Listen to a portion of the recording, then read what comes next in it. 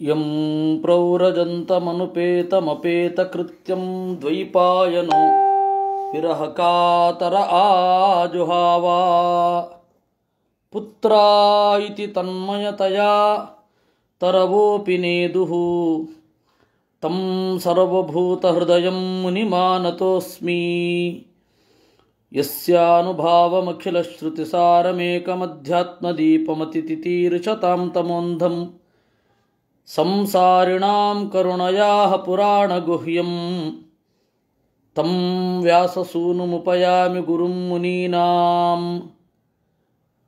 ನಾರಾಯಣಂ ನಮಸ್ಕೃತ್ಯ ನರಂ ಚೈವ ನರೋತ್ತಮಂ ದೇವೀಂ ಸರಸ್ವತೀಂ ವ್ಯಾಸಂ ತತೋ ಗ್ರಂಥಮುದೀರಯೇ.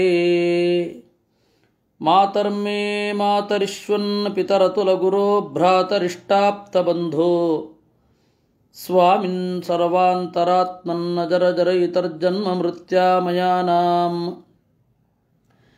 ಗೋವಿಂದೇ ದೇಹಿ ಭಕ್ತಿಂ ಭವತಿ ಚ ಭಗವನ್ ಊರ್ಜಿತಾಂ ನಿರ್ನಿಮಿತ್ತಾಂ ನಿರ್ವ್ಯಾಜಾಂ ನಿಶ್ಚಲಾಂ ಸದ್ಗುಣಗಣಬೃಹತೀಂ ಶಾಶ್ವತೀಂ ಆಶುದೇವ. ಹರಿ ಓಂ.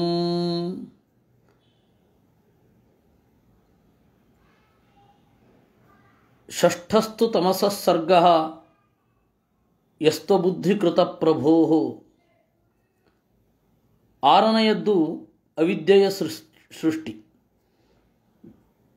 ಏಳನೆಯದ್ದು ಸಪ್ತಮೋ ಮುಖ್ಯ ಸರ್ಗಸ್ತು ಷಡ್ವಿಧಃ ತಸ್ಥು ಶಾಂಚಯಃ. ಏಳನೆಯದ್ದು ಅತ್ಯಂತ ಮುಖ್ಯವಾದ ಸೃಷ್ಟಿ, ಈ ಜಗತ್ತಿನಲ್ಲಿ ಸಸ್ಯಗಳ ಸೃಷ್ಟಿ.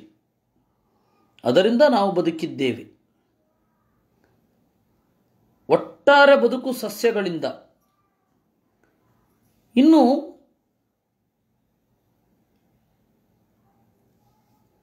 ಎಂಟನೆಯದ್ದು ತಿರ್ಯಕ್ ಪ್ರಾಣಿಗಳ ಸೃಷ್ಟಿ. ಒಂಬತ್ತನೆಯದ್ದು ಮನುಷ್ಯರ ಸೃಷ್ಟಿ.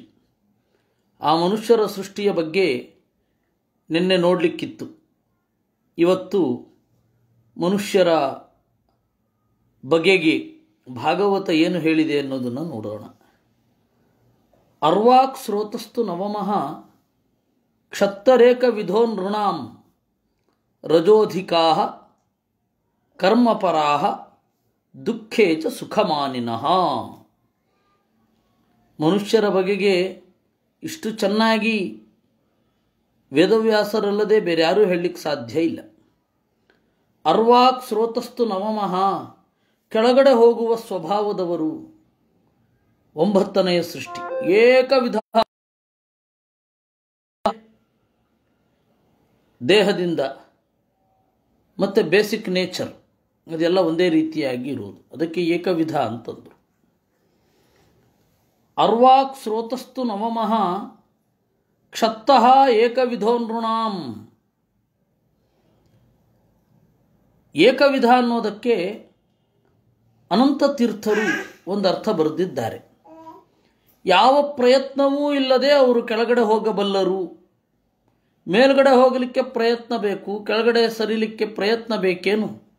ವೇಗವಾಗಿ ನಾವು ಈ ಮನುಷ್ಯ ದೇಹದಿಂದ ನೀಚವಾದ ಯೋನಿಗಳಿಗೆ ಹೋಗಲಿಕ್ಕೆ ಸುಲಭ, ಬಹಳ ಸುಲಭ.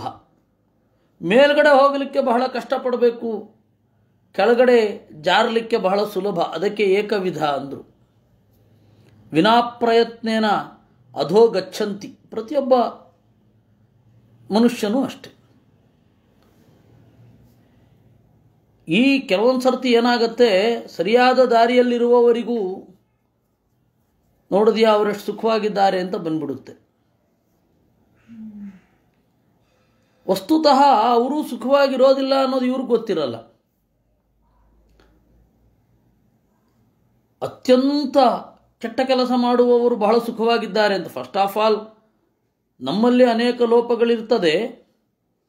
ನಾವು ಏನು ಮಾಡ್ತೇವೆ, ನಮ್ಮನ್ನು ನಾವು ಒಳ್ಳೆಯವರು ಅಂತಲೇ ಅಂದುಕೊಂಡಿರೋದು. ನಮಗೆ ಕಷ್ಟ ಬಂದಾಗ ಒಳ್ಳೆಯವರಿಗೆ ಯಾಕೆ ಇಷ್ಟು ಕಷ್ಟ ಅಂತಲೇ ಬೇರೆಯವ್ರನ್ನ ಕೇಳೋದು. ಅಂದರೆ ನಮಗೆ ಕಷ್ಟ ಬಂದಿದೆ ಆದ್ದರಿಂದಾಗಿ ಒಳ್ಳೆಯವರು ಅನ್ನೋ ಭಾವನೆ ಇದೆ. ದುರ್ಜನರಿಗೆ ಅಥವಾ ಸಜ್ಜನರಿಗೆ ಕಷ್ಟ ಬರಬಾರದು ಅಂತ ಎಲ್ಲಿಯೂ ಇಲ್ಲ. ಅದು ಕಷ್ಟ ಯಾರಿಗೆ ಬೇಕಾದರೂ ಬರಬಹುದು, ದುರ್ಜನರಿಗೂ ಬರಬಹುದು, ಸಜ್ಜನರಿಗೂ ಬರಬಹುದು. ಅದರಿಂದಾಗಿ ಕಷ್ಟ ಯಾಕೆ ಬಂತು ಅಂತ ಪ್ರಶ್ನೆಯೇ ಮಾಡಬಾರ್ದು ಯಾರಿಗೂ ಕೂಡ. ಈ ಕಷ್ಟಕ್ಕೆ ಏನು ಪರಿಹಾರ ಅಂತ ಮುಂದುವರಿಬಹುದೇ ವಿನಃ ಕಷ್ಟ ಯಾಕೆ ಬಂತು ಅಂತ ಕೇಳೋ ಹಾಗೇ ಇಲ್ಲ. ನಾವು ಬಹಳ ನಿಯತ್ತಾಗಿ ಇದ್ದೇವೆ, ನಾವು ಬಹಳ ಚೆನ್ನಾಗಿ ಜೀವನವನ್ನು ನಡೆಸ್ತಾ ಇದ್ದೇವೆ, ಯಾಕೆ ಕಷ್ಟ ಬಂತು ಅಂತ ಎಲ್ಲರೂ ಈ ಪ್ರಶ್ನೆ ಕೇಳಿ ಕೇಳಿ ಕೇಳಿ ಕೇಳಿ ನನಗೆ ಸಾಕಾಗೋಗಿದೆ. ಅಲ್ಲ, ಎಲ್ಲರೂ ಕೂಡ ಕಷ್ಟಪಡಲೇಬೇಕು. ಆ ಕಷ್ಟ ಅನ್ನೋದರ ನಡುವೆಯೂ ಕೂಡ ನಾವು ಒಳ್ಳೆಯದಾಗಿರಬೇಕು. ಅದರಿಂದ ನಾವೇನು ಎಕ್ಸ್ಪೆಕ್ಟ್ ಮಾಡೋ ಹಾಗಿಲ್ಲ. ನಾವು ಒಳ್ಳೆಯದಾಗಿದ್ದೇವೆ, ಆದ್ದರಿಂದಾಗಿ ನಮಗೆ ಸುಖ ಸಿಗಬೇಕು ಅನ್ನೋ ಎಕ್ಸ್ಪೆಕ್ಟೇಷನ್ನೇ ದುಃಖಕ್ಕೆ ಕಾರಣ. ನಾವು ಪ್ರಾಮಾಣಿಕವಾಗಿದ್ದೇವೆ, ಚೆನ್ನಾಗಿ ಇದ್ದೇವೆ ಅಂದರೆ ಶಾಸ್ತ್ರವನ್ನು ಚಿಂತನೆ ಮಾಡ್ತಾ ಇದ್ದೇವೆ, ದೇವರ ಭಕ್ತಿಯಲ್ಲಿ ಇದ್ದೇವೆ ಅಷ್ಟೇ. ಇದಕ್ಕಿನ್ನೇನನ್ನು ಎಕ್ಸ್ಪೆಕ್ಟ್ ಮಾಡಬಾರ್ದು. ಇರಬೇಕಾದದ್ದು ಧರ್ಮ, ನಾವಿದ್ದೇವೆ ಅಷ್ಟೇ. ನಾವು ದೇವರನ್ನು ಚಿಂತನೆ ಮಾಡ್ತಾ ಇದ್ದೇವೆ, ದೇವರಲ್ಲಿ ನಿಷ್ಠರಾಗಿದ್ದೇವೆ, ಯಾರಿಗೂ ಮೋಸ ಮಾಡ್ತಾ ಇಲ್ಲ, ಅದರಿಂದ ನಮಗೆ ಸುಖ ಸಿಗಬೇಕು ಅಂತನೋ ಎಕ್ಸ್ಪೆಕ್ಟೇಷನ್ ತಪ್ಪು. ಯಾಕೆ ಎಕ್ಸ್ಪೆಕ್ಟ್ ಮಾಡಬೇಕು? ನಾವು ಗುರು ಹಿರಿಯರನ್ನು ಒಪ್ಪಿಕೊಂಡಿದ್ದೇವೆ, ಆದ್ದರಿಂದಾಗಿ ನಮಗೆ ಕಷ್ಟ ಬರಬಾರದು ಅಂತ ಸಿದ್ಧಾಂತವೇ ಅಲ್ಲ. ಆಚಾರ್ಯರು ಏನು ಹೇಳ್ತಾರೆ ಅಂದರೆ, ತಂತ್ರಸಾರ ಸಂಗ್ರಹದಲ್ಲಿ ಶುಭಾಂಧ್ಯಾಯಂತಿ ಏಕಾಮಾನ್ ಗುರುದೇವ ಪ್ರಸಾದಜಾನ್ ಇತರಾನ್ ಆತ್ಮಪಾಪೋತ್ಥಾನ ತೇಷಾಂ ವಿದ್ಯಾ ಫಲಿಷ್ಯತಿ ಅಂತ. ನಮ್ಮ ಒಳ್ಳೆಯದು ಏನಿದೆ ಅದು ಗುರುಗಳ ಮತ್ತು ದೇವತೆಗಳ ಅನುಗ್ರಹದಿಂದ, ಕೆಟ್ಟದ್ದು ಏನಿದೆ ಅದು ನನ್ನ ಪಾಪದಿಂದ ಅಂತ ಚಿಂತನೆ ಮಾಡಿದವನಿಗೆ ವಿದ್ಯೆಯ ಸಿದ್ಧಿಯಾಗತ್ತೆ. ಕೆಟ್ಟದ್ದು ಬರೋಲ್ಲ ಹೇಳಲಿಲ್ಲ ಅವರು. ಗುರುಗಳನ್ನು ಹಿರಿಯರನ್ನು ನಂಬಿದವನಿಗೆ ಕೆಟ್ಟದ್ದಾಗೋದಿಲ್ಲ ಜೀವನದಲ್ಲಿ ಅಂತ ಯಾರೂ ಕೂಡ ಅಭಯ ನೀಡಿಲ್ಲ, ನೆನಪಿಟ್ಟುಕೊಳ್ಳಿ. ದೇವರು ಕೂಡ ನನ್ನನ್ನು ಭಜಿಸಿದರೆ ನಿನಗೆ ನಿನ್ನ ದೈನಂದಿನ ದುಃಖಗಳನ್ನೆಲ್ಲ ಪರಿಹಾರ ಮಾಡ್ತೇನೆ, ನಿನ್ನ ಪಕ್ಕದ ಮನೆಯವನ ಜೊತೆ ಜಗಳ ಆಡಿದ್ರೆ ಬಂದು ಪರಿಹಾರ ಮಾಡ್ತೇನೆ ಅಂತ ಅವನು ಅಶ್ಯೂರೆನ್ಸ್ ಕೊಟ್ಟಿಲ್ಲ. ಇದನ್ನು ನಾವು ಅರ್ಥ ಮಾಡ್ಕೊಳ್ಬೇಕು. ನಮ್ಮ ಬಂಧುಗಳು ನಮ್ಮನ್ನು ಥೂಕರಿಸಿದರು, ಚೀತ್ಕರಿಸಿದರು, ಅದಕ್ಕೆ ದೇವರು ಹೊಣೆ ಅಲ್ಲ. ದೇವರು ಆ ರೀತಿ ಯಾವುದೇ ರೀತಿಯಾದ ಅಶ್ಯೂರೆನ್ಸ್ ಕೊಟ್ಟಿಲ್ಲ. ನೀವು ಹೀಗಿದ್ದರೆ ಹೀಗೆ ಮಾಡ್ತೇನೆ, ಹಾಗಿದ್ದರೆ ಹಾಗೆ ಮಾಡ್ತೇನೆ ಅಂತ. ಇರಬೇಕಾದದ್ದು ನಮ್ಮ ಕರ್ತವ್ಯ ಇರಬೇಕಷ್ಟೆ. ಅದರಿಂದಾಗಿ ಏಕವಿಧ ಪ್ರಯತ್ನ ಇಲ್ಲದಿದ್ದರೆ ಎಲ್ಲರೂ ಕೂಡ ಆರಾಮವಾಗಿ ದುಃಖದ ಕಡೆ, ಇದು ಕೆಳಗಿನ ಯೋನಿಯ ಕಡೆ ಹೋಗ್ತಾರೆ. ಅದರಿಂದ ಏಕವಿಧ, ಮತ್ತು ಎಲ್ಲರೂ ಕೂಡ ಇದೇ ರೀತಿ ಹಲುಬುತ್ತಾರೆ. ಮನುಷ್ಯರಲ್ಲಿ ಇರುವ ಅತ್ಯಂತ ದೊಡ್ಡ ದುರ್ಗುಣ ಅದು ಒಂದೇ ರೀತಿ ಏನು ಅಂದರೆ ಮರ್ತ್ಯೇನ ಅಮೃತಮೀಪ್ಸತಿ ಅಂತ. ಮರ್ತ್ಯೇನ ಸಾಯುವ ಪದಾರ್ಥದಿಂದ ಅಮೃತಮೀಪ್ಸತಿ, ಸಾಯದಂತೆ ಬದುಕಲು ಬಯಸುತ್ತಾರೆ. ಇದು ಮನುಷ್ಯರ ದೊಡ್ಡ ದುರಭ್ಯಾಸ. ಅದಕ್ಕೆ ಏಕವಿಧ ಅಂತಂದರು. ಒಂದೇ ಥರ ಇವರೆಲ್ಲ ಒಂದೇ ರೀತಿ, ಅದು ಸಜ್ಜನರಾಗಿರಲಿ ದುರ್ಜನರಾಗಿರಲಿ ಎಲ್ಲರಿಗೂ ಕೂಡ ಇದೇ ಇರುತ್ತೆ. ಮತ್ತು ಎಲ್ಲರೂ ಮಕ್ಕಳನ್ನು ಪಡೀಲಿಕ್ಕೆ ಪ್ರಯತ್ನಿಸ್ತಾರೆ, ಎಲ್ಲರಿಗೂ ಕೀರ್ತಿಯ ಬಯಕೆ ಇರುತ್ತೆ, ಅದು ದುರ್ಜನರಿಗಾಗ್ಬೋದು ಸಜ್ಜನರಿಗಾಗಿರ್ಬೋದು. ಅದಕ್ಕಾಗಿ ಈ ಬೇಸಿಕ್ ನೇಚರಲ್ಲಿ ಎಲ್ಲ ಒಂದೇ ತರಹ ಅಂತ ಹೇಳಲಿಕ್ಕೆ ಏಕವಿಧ ಅಂದರು. ಇನ್ನು ರಜೋಧಿಕಾಹ, ರಜೋಗುಣದ ಉತ್ಕಟವಾದ ಇನ್ಫ್ಲೂಯೆನ್ಸ್ ಇರುತ್ತೆ. ಅದರಿಂದಾಗಿ ಏನಾರು ಒಂದು ಕೆಲಸ ಶುರು ಮಾಡಿದ್ರು ಅಂದರೆ ಅದರ ಹಿಂದೆ ಬೆಟ್ಟದಷ್ಟು ನಿರೀಕ್ಷೆಗಳಿರುತ್ತೆ. ಬೆಟ್ಟದಷ್ಟು ನಿರೀಕ್ಷೆ. ಮನುಷ್ಯರಿಗೆ ನಿರೀಕ್ಷೆ ಇಲ್ಲದೆ ಯಾವ ಕೆಲಸನೂ ಮಾಡ್ಲಿಕ್ಕೆ ಬರಲ್ಲ ಅವ್ರಿಗೆ. ಅದಕ್ಕೆ ರಜೋಧಿಕಾಹ ಅಂತಂದರು ವೇದವ್ಯಾಸರು. ಅವ್ರು ಏನೇ ಮಾಡಲಿ ನಮ್ದೊಂದು ಇರಲಿ ಅಂತ. ಮನುಷ್ಯರಿಗೆ ಮೂಲಭೂತವಾದ ಕಾಮ ಏನಿದೆ ಅದು ಕೇವಲ ಸ್ಪರ್ಶ ಸುಖದಲ್ಲಿ ಮುಗಿಯೋಲ್ಲ. ಮಕ್ಕಳನ್ನು ಪಡಿಬೇಕು ಅಂತ ಹೋಗ್ತೇವೆ, ಮಕ್ಕಳನ್ನು ಪಡೆಯೋದು ಮುಗಿಯೋಲ್ಲ. ಆ ಮಗು ಅವನ ಕೀರ್ತಿ ದಿಗಂತ ವಿಶ್ರಾಂತ ಆಗಬೇಕು ಅಂತ ನಾವು ಬಯಸ್ತೇವೆ. ಎಲ್ಲ ನಿರೀಕ್ಷೆ. ಅದಕ್ಕೆ ಅವನಿಗೆ ಒಂದು ಶಿಕ್ಷಣ, ಅದಕ್ಕೆ ಅವನಿಗೊಂದು ಟ್ರೈನಿಂಗು, ಎಲ್ಲ ಒಂದೊಂದಾಗಿ ಕೊಡ್ತಾ ಹೋಗ್ತೇವೆ. ಅದರ ಹಿಂದೆ ಇರೋದು ಇದೆ ರಜೋಗುಣ. ರಜೋಧಿಕಾಹ ಕರ್ಮಪರಾಹ, ಎಲ್ಲಕ್ಕಿಂತ ಒಂದು ದೊಡ್ಡ ಡ್ರಾಬ್ಯಾಕ್ ಬೇರೆ ಯಾರಲ್ಲೂ ಇಲ್ಲದೇ ಇರೋದು. ಒಂದು ಹುಲಿಯೋ ಸಿಂಹವೋ ಏನೋ ಅಂತ ಅಂದುಕೊಳ್ಳೋದೇ ಇಲ್ಲ. ಆದರೆ ನಾವು ಹಾಗಲ್ಲ. ದುಃಖೇಚ ಸುಖಮಾನಿನಃ, ದುಃಖ ಸಾಧನವಾದದ್ದರಲ್ಲಿ ಸುಖ ಸಾಧನ ಅನ್ನುವ ಭ್ರಮೆ ಇರುತ್ತೆ. ನಮಗೆ ಮಾತ್ರ ಅದಿರತಕ್ಕಂಥದ್ದು, ಬೇರೆ ಯಾರಿಗೂ ಇರಲ್ಲ. ಮಕ್ಕಳನ್ನು ವಿದೇಶಕ್ಕೆ ಕಳುಹಿಸಬೇಕು ನಮ್ಮ ಒಂದು ಪ್ರಬಲವಾದ ಆ್ಯಂಬಿಷನ್ನಲ್ಲಿ ಒಂದು. ಆಮೇಲೆ ವಿದೇಶಕ್ಕೆ ಕಳಿಸ್ಬಿಟ್ಟು ನಾನಿಲ್ಲಿ ವೃದ್ಧಾಶ್ರಮದಲ್ಲಿ ಕಾಲ ತಳ್ತಾ ಅಯ್ಯೋ ದೇವರೇ ಮಕ್ಕಳ ಹತ್ತಿರವೇ ಇಲ್ವಲ್ಲ ಅಂತ ಹಲಬಹುದು. ಇದು ದುಃಖ ಸಾಧನವಾದದ್ದು ಯಾವುದೋ ಅದನ್ನು ಸುಖ ಅಂತ ನನ್ನ ಭ್ರಮೆ. ಇದು ಎಲ್ಲ ಮನುಷ್ಯರಿಗೂ ಇರತಕ್ಕಂಥದ್ದು. ಇದು ವೇದವ್ಯಾಸರ ಮಾತು. ಇದಕ್ಕೆ ಆಚಾರ್ಯರು ಹೇಳಿದರು, ಅರ್ವಾಕ್ ಸ್ರೋತಸ್ತು ನವಮಃ ಅಂತ ವೇದವ್ಯಾಸರು ಹೇಳಿದ್ದಾರೆ. ಇದು ಮುಖ್ಯವಾಗಿ ಇಬ್ಬರಿಗೆ ಅನ್ವಯಿಸುತ್ತೆ. ರಜೋನಿಷ್ಠಾಸ್ತಮೋನಿಷ್ಠಾ ದ್ವೇಧಾರ್ವಾಕ್ ಸ್ರೋತಸ ಸ್ಮೃತಾ. ಸಜ್ಜನರಿಗೆ ಇದರಲ್ಲಿರುವ ಬಹುವಂಶ ಅಪ್ಲೈ ಆದರೂ ಎಲ್ಲವೂ ಅಪ್ಲೈ ಆಗಲ್ಲ. ಮುಖ್ಯವಾಗಿ ಇದು ಅಪ್ಲೈ ಆಗೋದು ರಾಜಸರಿಗೆ ಮತ್ತು ತಾಮಸರಿಗೆ ಎಂದರು. ಅಸುರಾದ್ಯಾಸ್ತಮೋನಿಷ್ಠಾ ಮಾನುಷಾಸ್ತು ರಜೋಧಿಕಾ. ಅಸುರರು ತಮೋನಿಷ್ಠರು, ಮನುಷ್ಯರು ರಾಜಸರು. ದುಃಖೇಚ ಸುಖಮಾನಿನಃ ಅಸುರಾಹ, ದುಃಖದಲ್ಲಿ ಸುಖವನ್ನು ಭ್ರಮಿಸಿದವರು ಅಸುರರು. ಅದರಿಂದಾಗಿ ಅವರಿಗೆ ದೇವರನ್ನು ಹಳೆಯುವುದರಿಂದ ಸುಖ ಆಗತ್ತೆ ಅಂತ ಅಂದ್ಕೊಂಡಿರ್ತಾರೆ. ಅದು ಸುಖ ಆಗಿರಲ್ಲ, ಏನೋ ಒಂದು ತಾಮಸ ಆನಂದ ಅಂತ ಹೇಳ್ತಾರೆ. ಈ ಕುಮಾರಿಲ ಭಟ್ಟರು ಬೌದ್ಧರ ಸಿದ್ಧಾಂತವನ್ನು ತಿಳಿಯಲಿಕ್ಕಾಗಿ ಬೌದ್ಧರ ವೇಷವನ್ನು ಧರಿಸಿ ಶಿಷ್ಯವೃತ್ತಿ ಮಾಡಿಕೊಂಡಿದ್ದರು ಒಬ್ಬ ಬೌದ್ಧ ಸನ್ಯಾಸಿಯ ಹತ್ತಿರ. ಅವನಿಗೆ ದಿವಸ ಎಣ್ಣೆ ಹಚ್ಚಬೇಕು. ಎಣ್ಣೆ ಹಚ್ಚಬೇಕಾದ್ರೆ ಅವನಿಗೊಂದು ಆನಂದ, ವೇದವನ್ನು ಬೈಯುವುದು. ಹಾಗೆ ಎಣ್ಣೆ ಹಚ್ಚುವಾಗ ನೋಡಿ ನಾರಾಯಣ ಭಟ್ಟ ಅಂತ, ಭಟ್ಟನಾರಾಯಣ ಅಂತ ಕುಮಾರಿಲ ಭಟ್ಟರ ತಮ್ಮ, ಅವರ ಕಣ್ಣಿನಿಂದ ನೀರು ಉದುರಿತು, ಬಿಸಿ ನೀರು. ಅಂತ ತಿರುಗಿ ನೋಡಿದ ಅವನು. ತಿರುಗಿ ನೋಡಿ, ನಾನು ವೇದನ್ ಬೈದರೆ ನಿನಗೆ ಯಾಕೆ ದುಃಖ ಆಗಬೇಕು ಅಂತ, ವೇದನ್ ಬೈದರೆ ಸುಖ ಆಗಬೇಕು ಅಂದರೆ ನೀನು ಬೌದ್ಧ ಅಲ್ಲ ಅಂತ ಅವತ್ತು ಎಲ್ಲ ಬೌದ್ಧರು ಓಡಿಸ್ಕೊಂಡು ಬಂದ್ಬಿಟ್ರು ಅವ್ರನ್ನ. ಅವ್ರು ಆಮೇಲೆ ಮಹಡಿ ಮೇಲಿಂದ ಜಿಗಿದ್ರು. ಬಿಡಿ, ಯಾಕೆ ಹೇಳಿದ್ದು ಅಂತಂದರೆ ಒಂದು ತಾಮಸಾನಂದ ಅಂತ ಒಂದಿರುತ್ತೆ. ಆ ತಾಮಸಾನಂದ ಅದು ಮುಖ್ಯವಾಗಿ ಇದು ಹೇಳಿದ್ದು ದುಃಖೇಚ ಸುಖಮಾನಿನಃ ಅನ್ನೋದು ಸಜ್ಜನರಿಗೆ ಬೇರೆ ಅನ್ವಯ. ಸಜ್ಜನರಿಗೆ ಅಜ್ಞಾನ ಇದ್ದಾಗ ದುಃಖ ಸಾಧನವಾದ ವಸ್ತುವಿನಲ್ಲಿ ಸುಖ ಸಾಧನತ್ವ ಭ್ರಮೆ ಇರುತ್ತೆ ಅಷ್ಟೆ. ಇನ್ನು ದುಃಖದಲ್ಲಿ ನೇರವಾಗಿ ಸುಖ ಅಂತ ಭ್ರಮೆ ಇರೋದು ತಾಮಸರಿಗೆ. ಸಜ್ಜನರಿಗೆ ಅಜ್ಞಾನ ಇರುತ್ತೆ. ಅಜ್ಞಾನದಿಂದ ಸಜ್ಜನರು ಹೊರತಾಗಿರೋದಿಲ್ಲ. ಅವ್ರು ಏನು ಅಂದ್ಕೋತಾರೆ, ದುಃಖ ಸಾಧನವಾದದ್ದನ್ನು ಸುಖ ಸಾಧನ ಅಂತ ಅಷ್ಟೇ ಅಂದ್ಕೊಳ್ಳೋದು. ಇವರು ತಾಮಸರು ಅಸುರರು ಹಾಗಲ್ಲ, ದುಃಖವನ್ನೇ ಸುಖ ಅಂತ ಅಂದ್ಕೋತಾರೆ. ಈ ಎಕ್ಸ್ಟ್ರೀಮ್ ಸರ್ವಾರ್ಥಾನ್ ವಿಪರೀತಾಂಶ್ಚ ಬುದ್ಧಿಸ್ಸ ಪಾರ್ಥ ತಾಮಸಿ ಇತಿ ವಚನಾತ್. ಎಲ್ಲವನ್ನೂ ಉಲ್ಟಾ ಚಿಂತನೆ ಮಾಡ್ತಾರೆ. ಆ ಬುದ್ಧಿಯನ್ನು ತಾಮಸಿ ಅಂತ ಕರಿಬೇಕು ಅಂತ ಹೇಳಿ ಕೃಷ್ಣ ಅರ್ಜುನನಿಗೆ ಹೇಳಿದ್ದಾನೆ. ಸುಖೇ ಸುಖೈಕ ಭಾವಾಸ್ತು ದೇವಾ ನೈವಂತು ದಾನವಾಹ ಇತಿ ಷಾಡ್ಗುಣ್ಯೆ.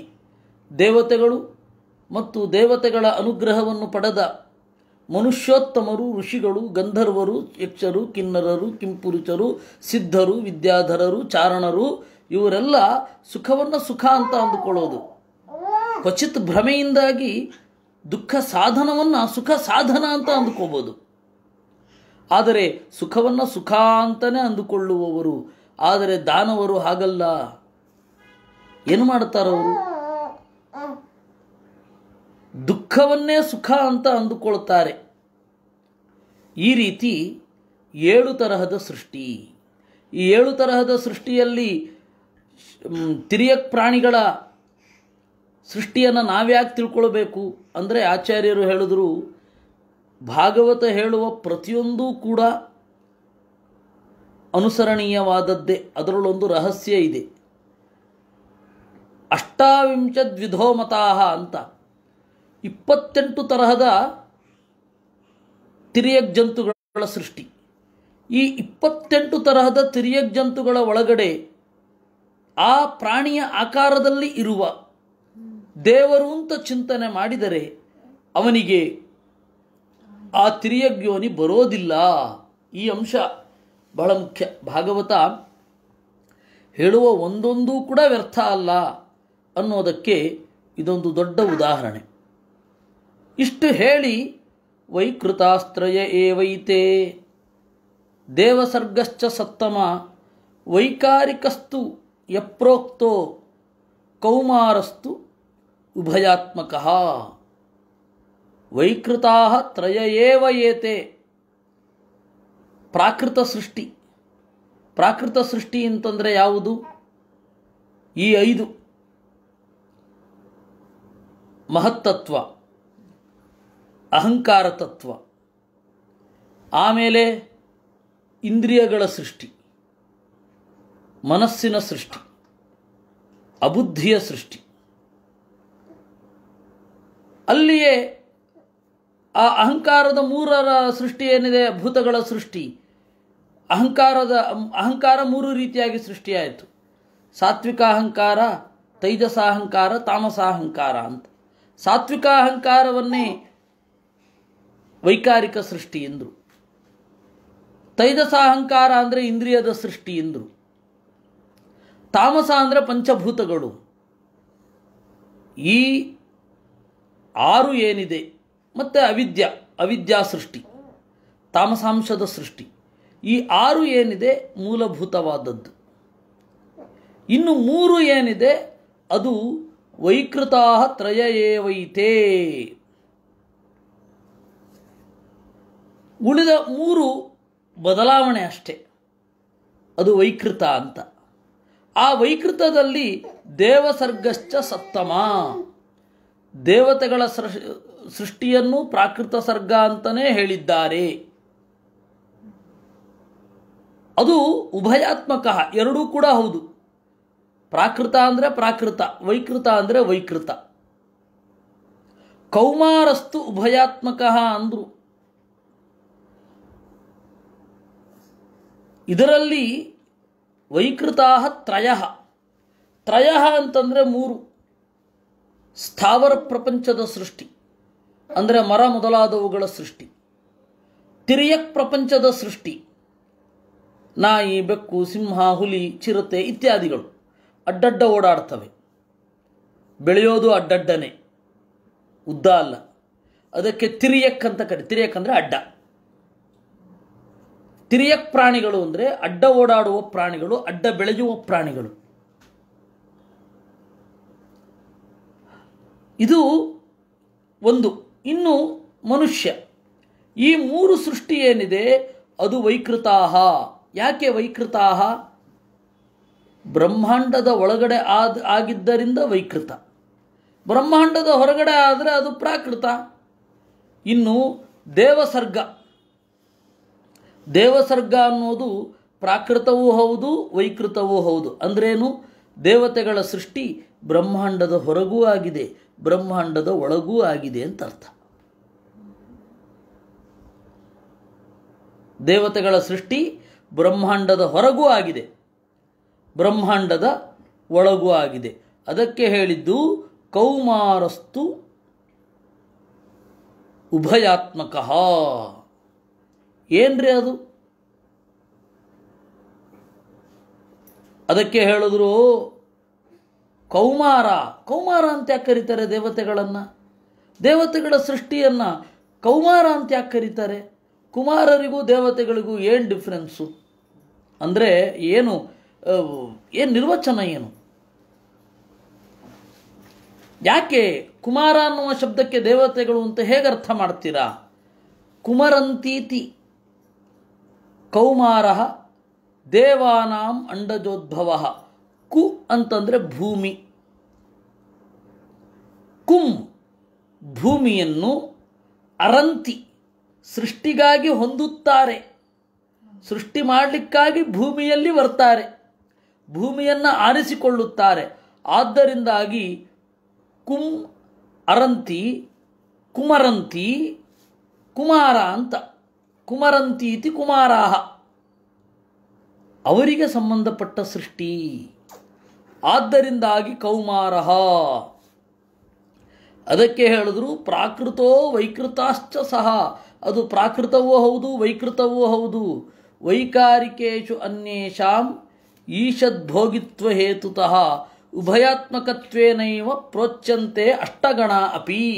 ಈ ದೇವತೆಗಳ ಸೃಷ್ಟಿ 8 ತರಹ ಇದೆ, 8 ತರಹದ ದೇವತೆಗಳಿದ್ದಾರೆ. ಈ ದೇವಸರ್ಗ ಅನ್ನೋದು ಉಭಯಾತ್ಮಕ, ವೈಕಾರಿಕ ದೇವಸರ್ಗ ಅನ್ನೋದು ಪ್ರಾಕೃತ ಅಂತ ಹೇಳಿದ್ದು, ಕೌಮಾರ ದೇವಸರ್ಗ ಅನ್ನೋದು ವೈಕೃತದಲ್ಲಿ ಹೇಳಿದ್ದಾರೆ. ಇಷ್ಟು ಇಟ್ಕೊಳ್ಬೇಕು. ಇದೇನ್ರಿ ಇದು ದೇವತೆಗಳ ಸರ್ಗ 8 ರೀತಿ ಅಂತ ಅದನ್ನು ಹೇಳ್ತಾರೆ. ದೇವಸರ್ಗಶ್ಚ ಅಷ್ಟವಿಧ ವಿಬುಧಾ ಪಿತರಃ ಅಸುರಾಃ ಗಂಧರ್ವಾಪ್ಸರಸ ಸಿದ್ಧಾಃ ಯಕ್ಷ ರಕ್ಷಾಂಸಿ ಚಾರಣಾಃ ಭೂತ ಪ್ರೇತ ಪಿಶಾಚಾಶ್ಚ ವಿದ್ಯಾಧ್ರಾಃ ಕಿನ್ನರಾದಯಃ. ನೋಡಿ, ಈ ದೇವತೆಗಳನ್ನು ವಿಬುಧರು ಅಂತ ಕರೀತಾರೆ. ಯಾಕೆಂದರೆ ಅವರಷ್ಟು ಬುದ್ಧಿ ಬೇರೆ ಯಾರಿಗೂ ಇಲ್ಲ. ಕಾರಣ ಏನು? ಅವರು ಎಲ್ಲವನ್ನು ನೋಡಿ ಕಲಿತದ್ದು, ಕೇಳಿದ್ದಲ್ಲ. ನಮಗೆ ವೇದವನ್ನು ನಾವು ಕೇಳಬೇಕು, ಅವರು ನೋಡ್ತಾರೆ. ವೇದದಲ್ಲಿ ಹೇಳಿದ ಈ ಬ್ರಹ್ಮಾಂಡದ ಸೃಷ್ಟಿ, ಜೀವರ ಪಾಪ ಪುಣ್ಯಗಳು, ಆ ಪಾಪ ಪುಣ್ಯಗಳಿಗಾಗಿ ಜೀವರ ಜನನ, ಇದೆಲ್ಲವನ್ನು ಅವರು ಕಣ್ಣಾರೆ ನೋಡ್ತಾರೆ. ಅದಕ್ಕಾಗಿ ಹೇಳಿದ್ರು ವಿಬುಧರು ದೇವತೆಗಳು. ಮನುಷ್ಯರು ಬುದ್ಧಿವಂತರೇನಲ್ಲ, ಅವರಿರೋ ಶಬ್ದವನ್ನು ಸರಿಯಾಗಿ ಅರ್ಥ ಮಾಡಿಕೊಂಡ್ರೆ ಬುದ್ಧಿವಂತರು. ಶಬ್ದ ಅಂದರೆ ವೇದ. ಇಡೀ ಬ್ರಹ್ಮಸೂತ್ರದಲ್ಲಿ ಶಬ್ದ ಅಂದರೆ ವೇದ ಅಂತಲೇ ಅರ್ಥ. ಶಬ್ದ ಅಂದರೆ ನಾವು ಮಾಡುವ ನಮ್ಮ ಯಂತ್ರಗಳಿಂದ ಬರುವಂತಹ ಶಬ್ದ ಅಲ್ಲ. ಅದರಿಂದಾಗಿ ವಿಬುಧಾಹ. ಅವರು ಯಾರ್ಯಾರು? ಒಂದು ಇಂದ್ರಾದಿ ದೇವತೆಗಳು, ಇನ್ನೊಂದು ಪಿತೃದೇವತೆಗಳು, ಇನ್ನು ಅಸುರಾಹ ದೇವತೆಗಳಲ್ಲದವರು ಅಷ್ಟೇ. ದೇವತೆಗಳಿಗೆ ವಿರುದ್ಧ ಅಂತ. ಅಸುರ ಅಂದರೆ ಏನು ಗೊತ್ತಾ? ದೇವತೆಗಳಿಗೆ ವಿರುದ್ಧ ಅಂತ ಒಂದು ಅರ್ಥ ಇದೆ, ದೇವತೆಗಳಲ್ಲ ಅಂತ ಒಂದು ಅರ್ಥ ಇದೆ. ಅಲ್ಲಿ ನನ್ ಅಂತ ಇದೆ, ಅಸುರ. ಆ ನನ್ ಅಂತ ಕರೀತಾರೆ. ನನ್ ಅಸುರ ಆಗಿರೋದು. ಅಸುರ ಅಂದರೆ ದೇವತೆಗಳಿಗೆ ವಿರುದ್ಧ ಅಂತ ಒಂದು ಅರ್ಥ, ದೇವತಾ ಭಿನ್ನ ಅಂತ ಅರ್ಥ. ದೇವತೆಗಳಿಗೆ ವಿರುದ್ಧ ಅನ್ನೋ ಅರ್ಥ ಇಲ್ಲಿಲ್ಲ. ಯಾಕೆಂದರೆ ದೇವಸರ್ಗ ಅಂತ ಹೇಳಿದರೆ ಮತ್ತು ತಾಮಸರ ಸೃಷ್ಟಿಯನ್ನು 9ನೇದಾಗಿ ಹೇಳಿಬಿಟ್ಟಿದ್ದಾರೆ. ಇನ್ನು ಗಂಧರ್ವರು, ಆಮೇಲೆ ಅಪ್ಸರೆಯರು, ಸಿದ್ಧರು, ಯಕ್ಷರು ಅಂದರೆ ಅಪರಿಚಿತರು, ರಾಕ್ಷಸರು, ಚಾರಣರು, ಭೂತಗಳು, ಪ್ರೇತಗಳು, ಪಿಶಾಚಗಳು, ವಿದ್ಯಾಧರರು, ಕಿನ್ನರ, ಇವರೆಲ್ಲ ದೇವಸರ್ಗ ಅಂತ. ಅಲ್ಲರಿ, ಇವರೆಲ್ಲ ದೇವಸರ್ಗ ಹೇಗಾಗ್ತಾರೆ? ದೇವತೆಗಳು ಅಂತಂದರೆ ಒಳ್ಳೆಯವರು, ಈ ಜಗದೊಡನೆ ಆಡುವವರು, ಜಗತ್ತಿನ ಜೀವರನ್ನು ನಿಯಮನ ಮಾಡುವವರು, ದೇವರಲ್ಲಿ ಅನನ್ಯವಾದ ಭಕ್ತಿ ಇರುವವರನ್ನು ದೇವತೆಗಳು ಅಂತ ಕರೀತಾರೆ. ಇವರು ಯಾರಿಗೂ ಕೂಡ ಎಲ್ಲರೂ ಹಾಗಿಲ್ವೇ ಇಲ್ಲ. ನೀವು ಯಾಕೆ ದೇವಸರ್ಗದಲ್ಲಿ ಸೇರಿಸ್ತಾ ಇದ್ದೀರಾ ಅಂದಾಗ ಆಚಾರ್ಯರು ಹೇಳಿದ್ರು, ಪ್ರೋಕ್ತ ಅಷ್ಟವಿಧಾ ದೇವಾ ವಿಬುಧಾ ಸರ್ವಯೇವತು ಅಂದರು. ಇವರೆಲ್ಲರನ್ನೂ ವಿಬುಧ ಅಂತ ಕರೆಯೋದೆ. ಆದರೆ ಪಿತೃದೇವತೆಗಳಲ್ಲಿ 100 ತೆಗೆದುಕೊಳ್ಳಬೇಕು. ಪಿತೃಣಾಂ ಶತಮೇ ಮಾತ್ರ. ಅಸುರಾ ತ್ರಿಂಚ ದೇವವ. ಅಸುರರು 30 ಜನ ಮಾತ್ರ ಯೋಗ್ಯರು, ಒಳಗಡೆ ಇರೋರು. ಇವಾಗ ಪ್ರಹ್ಲಾದ ಇದ್ದಾನೆ, ಅವನ ತಮ್ಮ ಸಹ್ಲಾದ ಇದ್ದಾನೆ, ಹ್ಲಾದ, ಅನುಹ್ಲಾದ, ಈ 4 ಜನರನ್ನು ಸೇರಿಸಿಕೊಂಡು ಯಾರ್ಯಾರು ಅತ್ಯಂತ ಉತ್ತಮರಿದ್ದಾರೆ, ಯಾವುದೋ ಶಾಪದಿಂದ ಅಸುರರಾಗಿ ಹುಟ್ಟಿರ್ತಾರೆ, ಬಲಿ ಮೊದಲಾದವರು, ಅವರೆಲ್ಲರನ್ನ ಇಲ್ಲಿ ದೇವತೆಗಳು ಅಂತಲೇ ಸ್ವೀಕಾರ ಮಾಡೋದು. ಅವರು ದೇವತೆಗಳ ವಿರುದ್ಧ ಮೇಲುನೋಟಕ್ಕೆ ಹೋರಾಡಬಹುದು, ಒಳಗಡೆ ದೇವರಲ್ಲಿ ಭಕ್ತಿ ಇದೆ ಅವರಿಗೆ. ಅದರಿಂದಾಗಿ ಆ 30 ಜನ ಅಸುರರನ್ನು ದೇವತೆಗಳ ಸೃಷ್ಟಿಯಲ್ಲೇ ಸೇರಿಸಿದ್ರು. ನಮಗೆ ಇದು ಗೊತ್ತಾಗದೇ ಇರೋದ್ರಿಂದ ನಾವೇನು ಅಂದ್ಕೊಳ್ತೇವೆ, ಯಾಕೆ ಹೀಗೆ ಅಸುರರನ್ನ ದೇವತೆಗಳು ಅಂತ ಯಾಕೆ ಹೇಳ್ತಾರೆ ಅಂತ ಅಂದುಕೊಳ್ತೇವೆ. ನೋಡಿ, ಇವರೆಲ್ಲ ಸುರ ಭಿನ್ನರಷ್ಟೇ ವಿನಃ ಸುರ ವಿರುದ್ಧರಲ್ಲ, ಸುರ ವಿರೋಧಿಗಳಲ್ಲ. ಗಂಧರ್ವಾಪ್ಸರಸಾಂ ಚೈವ ದ್ವಿಶತಂ ಪರಿಕೀರ್ತಿತಂ. ಇನ್ನು 200 ಜನ ಗಂಧರ್ವರು, 200 ಜನ ಅಪ್ಸರೆಯರು, ಇವರನ್ನು ಇದರಲ್ಲಿ ಸ್ವೀಕಾರ ಮಾಡಬೇಕು. ಯಾಕೆಂದರೆ ಕೆಲವೊಬ್ಬರು ದೈತ್ಯ ಸ್ತ್ರೀಯರು ಕೂಡ ತಪಸ್ಸಿನಿಂದ ಅಪ್ಸರೆಯರಾಗುವುದು ಕಂಡಿದೆ. ಅದಕ್ಕೆ ದೊಡ್ಡ ಉದಾಹರಣೆ ಅಲಕ್ಷ್ಮಿ. ಕಲಿಯ ಹೆಂಡತಿ ಅಲಕ್ಷ್ಮಿ ತಪಸ್ಸು ಮಾಡಿ ದುಂದುಭಿ ಎನ್ನುವ ಅಪ್ಸರೆ ಆಗಿದ್ಲು. ದುಂದುಭಿ ಅಂತ ಒಬ್ಬ ಅಪ್ಸರೆಯ ಹೆಸರು. ಆ ದುಂದುಭಿ ಎನ್ನುವ ಅಪ್ಸರೆ ಕೇಳಿಕೊಂಡು ಏನು ಮಾಡಿದಳು, ಮಂಥರೆ ಆದಳು. ಲಕ್ಷ್ಮೀದೇವಿಯ ಅಕ್ಕ ಅಲಕ್ಷ್ಮಿ, ಜ್ಯೇಷ್ಠಾಲಕ್ಷ್ಮಿ ಅಂತ ಆ ವ್ರತ ಮಾಡಬಾರದು ವಸ್ತುತಃ. ಜ್ಯೇಷ್ಠಾಲಕ್ಷ್ಮಿ ಪೂಜೆ, ಜ್ಯೇಷ್ಠಾಲಕ್ಷ್ಮಿ ವ್ರತ ಅಂತಾರೆ, ಮಾಡೋ ಅಗತ್ಯ ಇಲ್ಲ. ಅದು ಲಕ್ಷ್ಮಿಯ ಪೂಜೆ ಯಾಕೆ ಮಾಡಬೇಕು? ಅದು ಹಿಂದಿನ ದಿವಸ ಇಟ್ಟಿದ್ದ ಹೋಳಿಗೆಯನ್ನು ಮಾರನೇ ದಿವಸ ನೈವೇದ್ಯ ಮಾಡಿ ಇಂತಿಂಥದೋ ಮಾಡ್ತಾರೆ, ಅದೇ ತಿನ್ನೋದು. ಅವೆಲ್ಲ ಶಾಸ್ತ್ರ ವಿರುದ್ಧವಾದ ಆಚರಣೆಗಳು, ಏನೋ ಮಾಡ್ಕೊಂಡು ಬರ್ತಾರೆ. ಇರಲಿ, ಹೇಳಿದ್ರೆ ಸುಮ್ಮನೆ ವಿರೋಧ ಆಗತ್ತೆ. ಸಪ್ತತ್ರಿ ಯಕ್ಷ ರಕ್ಷಸ್ಸು ತ್ರಿಂಶಚ್ಚಾರಣ ಜಾತಿಷು. ಇನ್ನು ಯಕ್ಷರು ಮತ್ತು ರಾಕ್ಷಸರು 70 ಜನ ಇದ್ದಾರೆ. ಇವಾಗ ಸೂರ್ಯನ ಯಕ್ಷರಿದ್ದಾರೆ, ಕುಬೇರನ ಜೊತೆಗಿರುವವರು. ಅವರಲ್ಲಿ ರಾಜಸರು ಇದ್ದಾರೆ, ತಾಮಸರು ಇದ್ದಾರೆ. ಅದರಲ್ಲಿ 70 ಜನ ಮಾತ್ರ ಇಟ್ಕೊಳ್ಬೇಕು. ಇನ್ನು ರಾಕ್ಷಸರು, ಇವಾಗ ಸೂರ್ಯನ ರಥದ ಚಕ್ರವನ್ನು ಸೂರ್ಯನ ರಥದ ಚಕ್ರದ ಚಾಲಕರು ಅಂದರೆ ಕಾಲನಿಯಾಮಕರು, ಹೇತಿ ಪ್ರಹೇತಿ ಅಂತೆಲ್ಲ ಇದ್ದಾರೆ. ಆ ತರಹದ ರಾಕ್ಷಸರು, ಅವರನ್ನು ಸ್ವೀಕಾರ ಮಾಡಬೇಕು. ಇನ್ನು ಉಳಿದವರನ್ನು ಅಲ್ಲ. ಈ 70 ಜನ ಇರ್ತಾರೆ ಅಂತ ಅಷ್ಟೇ ಗೊತ್ತಿರಲಿ, 70 ಯಾರು ಅಂತ ಹೇಳಲಿಲ್ಲ ಆಚಾರ್ಯರು. ಆಮೇಲೆ ನಾಮಾನುಕ್ರಮಣಿಕೆ ಆದರೆ ಕಷ್ಟ ಅಂತ ಆಚಾರ್ಯರು ಹೇಳಲಿಲ್ಲ. ಸಪ್ತತ್ರಿ ಯಕ್ಷರಕ್ಷಸ್ಸು ತ್ರಿಂಶಚ್ಚಾರಣ ಜಾತಿಷು. ನೋಡಿ, ಆ ರಾಕ್ಷಸರಲ್ಲಿ ವಾಸ್ತುನು ಒಬ್ಬ ಇದ್ದಾನೆ. ವಾಸ್ತು ವರಾಹಸ್ಯ ಹರೇಸ್ತುತಃ ಪಾತಿತೋ ದೇವತೈರ್ಭೂಮು ಚತುರಸ್ರಾಕೃತಿ ಸ್ಥಿತ. ಆಮೇಲೆ ವಾಸ್ತು ಬಲಿ ಕೊಡಬೇಕಾದ್ರೆ ಚಾರಂ ವಿಚಾರಂ ಪ್ರಚರಂ ಸಂಚಾರಂ ಚಾರಣಂ ಚರಂ ಬೃಹಸ್ಪತಿಂ ಬುಧಂ ಚೈವ ಪಿತ್ತರಸ್ಯಾಂ ಪ್ರಪೂಜಯೇತ್ ಅಂತ ಹೇಳಿ ಸುಮಾರು ಜನರನ್ನು ಹೇಳುತ್ತಾರೆ. ವಾಸ್ತುಬಲಿಯನ್ನು ನಾವು ಮಾಡಬೇಕಾದ್ರೆ ವಾಸ್ತುಬಲಿ ಹೇಗೆ ಕೊಡಬೇಕು ಅಂತ ಆಚಾರ್ಯರು ತಂತ್ರಸಾರ ಸಂಗ್ರಹದ 3ನೇ ಅಧ್ಯಾಯದಲ್ಲಿ ನಿರೂಪಣೆ ಮಾಡಿದ್ದಾರೆ. ಅದರಲ್ಲಿ ಇರುವ ಕೆಲವರು ಅತ್ಯಂತ ಸಾತ್ವಿಕರು, ಅವರನ್ನು ಬಿಟ್ಟರೆ, ದೇವತೆಗಳು ಅಂತ ಬಿಟ್ಟರೆ. ಇನ್ನು ತ್ರಿಂಶಚ್ಚಾರಣ ಜಾತಿಷು 30 ಜನ ಚಾರಣರಲ್ಲಿ ತೆಗೆದುಕೊಳ್ಬೇಕು. ಶತಂ ಸಿದ್ಧಾಹ, ಇನ್ನು ಸಿದ್ಧರಲ್ಲಿ 100 ಜನ. ಅನ್ಯಾಸು ಸಪ್ತತಿ ಸರ್ವಜಾತಿಷು, ಉಳಿದ ಎಲ್ಲ ಜಾತಿಗಳಲ್ಲಿ 70 ಸ್ವೀಕಾರ ಮಾಡಬೇಕು. ಅಂದರೆ ಭೂತಗಳು, ಪ್ರೇತಗಳು, ಪಿಶಾಚಿ, ಇವುಗಳಲ್ಲಿ. ಪಿಶಾಚಿಗಳಲ್ಲಿಯೂ ಒಳ್ಳೆಯವರು ಇರ್ತಾರೆ. ಇವರಿದ್ದಾರೆ. ಆ ಪಿಶಾಚಗಳಲ್ಲಿ ಯಾರು, ಪಿಶಾಚದಲ್ಲಿ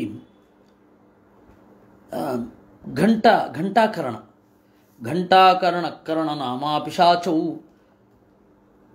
ಅವು ರುದ್ರದೇವರ ಹತ್ರ ವರ ಕೇಳೋದುವಂತೆ. ಅವುಗಳಿಗೆ ಘಂಟಾಕರಣ ಅಂತ ಯಾಕೆ ಗೊತ್ತಾ ಹೆಸರು? ದೇವರ ಹೆಸರು ಕಿವಿಗೆ ಬೀಳಬಾರದು ಅಂತ ಕಿವಿಗೆ ಗಂಟೆ ಕಟ್ಕೊಂಡಿದ್ದ ಪಿಶಾಚಿಗಳು. ದೇವರ ಭಕ್ತರು, ಅದು ಗೊತ್ತಿರಲಿಲ್ಲ, ಸ್ವಭಾವ ಅವ್ರಿಗೆ ಗೊತ್ತಿರಲಿಲ್ಲ.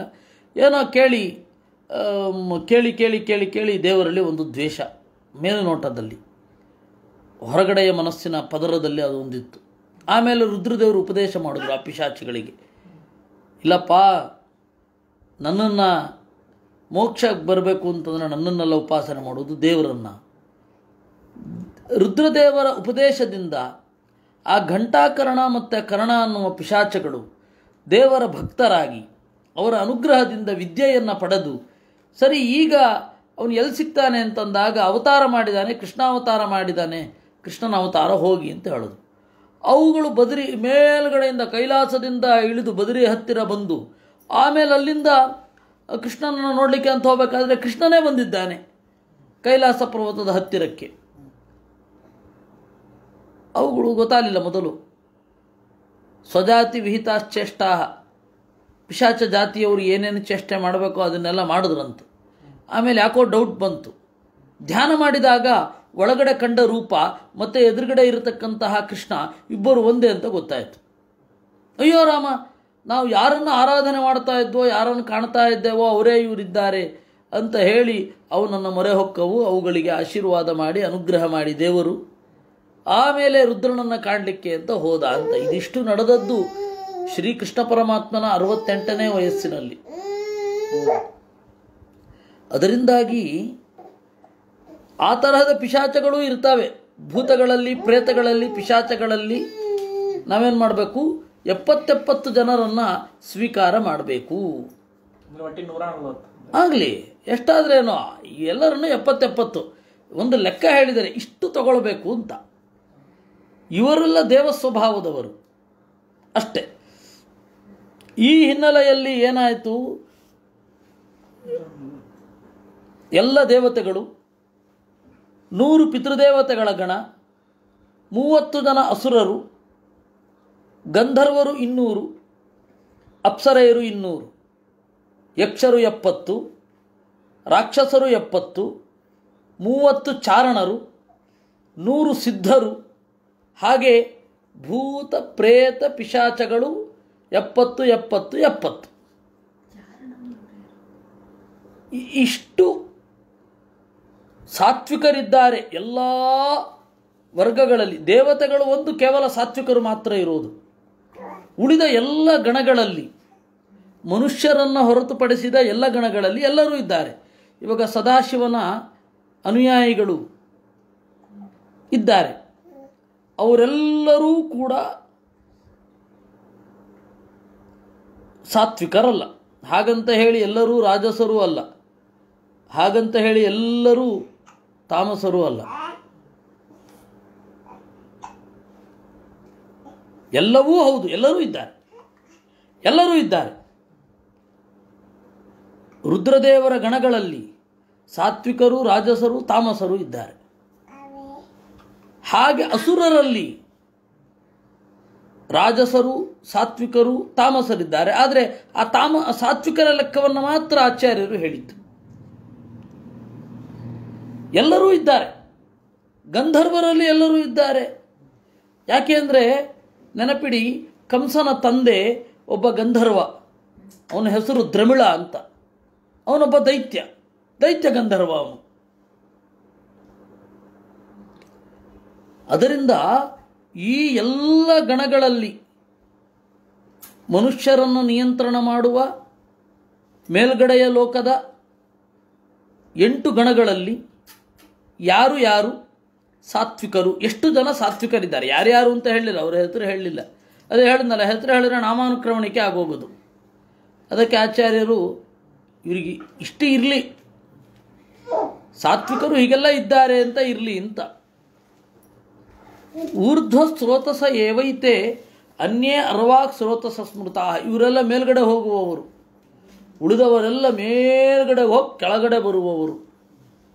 ವೈಕಾರಿಕೇಶು ದೇವೇಶು ಏತೇ ವೈ ಮುಗ್ಧಭೋಗಿನಃ ಅಭೋಗಿನಸ್ತದನ್ಯೇತು ದೇವಾಯೇತೇ ತತಸ್ಮೃತಾ.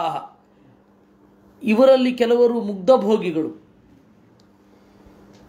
ಹೊರಗಡೆಯ ಸಂಪತ್ತನ್ನು, ಒಳಗಡೆಯ ಸುಖವನ್ನು ಭೋಗಿಸುವವರು. ಇನ್ನು ಕೆಲವರು ದುಃಖವನ್ನು ಭೋಗಿಸದವರು, ಸುಖವನ್ನು ಮಾತ್ರ ಭೋಗಿಸುವವರು. ಇವರೆಲ್ಲರೂ ದೇವತೆಗಳೇ. ಸರ್ವಜ್ಞಾಸ್ತೈ ಸಹಾರಾಧ್ಯ ಭಕ್ತಾಸ್ತೆ ಶ್ವಂತರೇವಚ.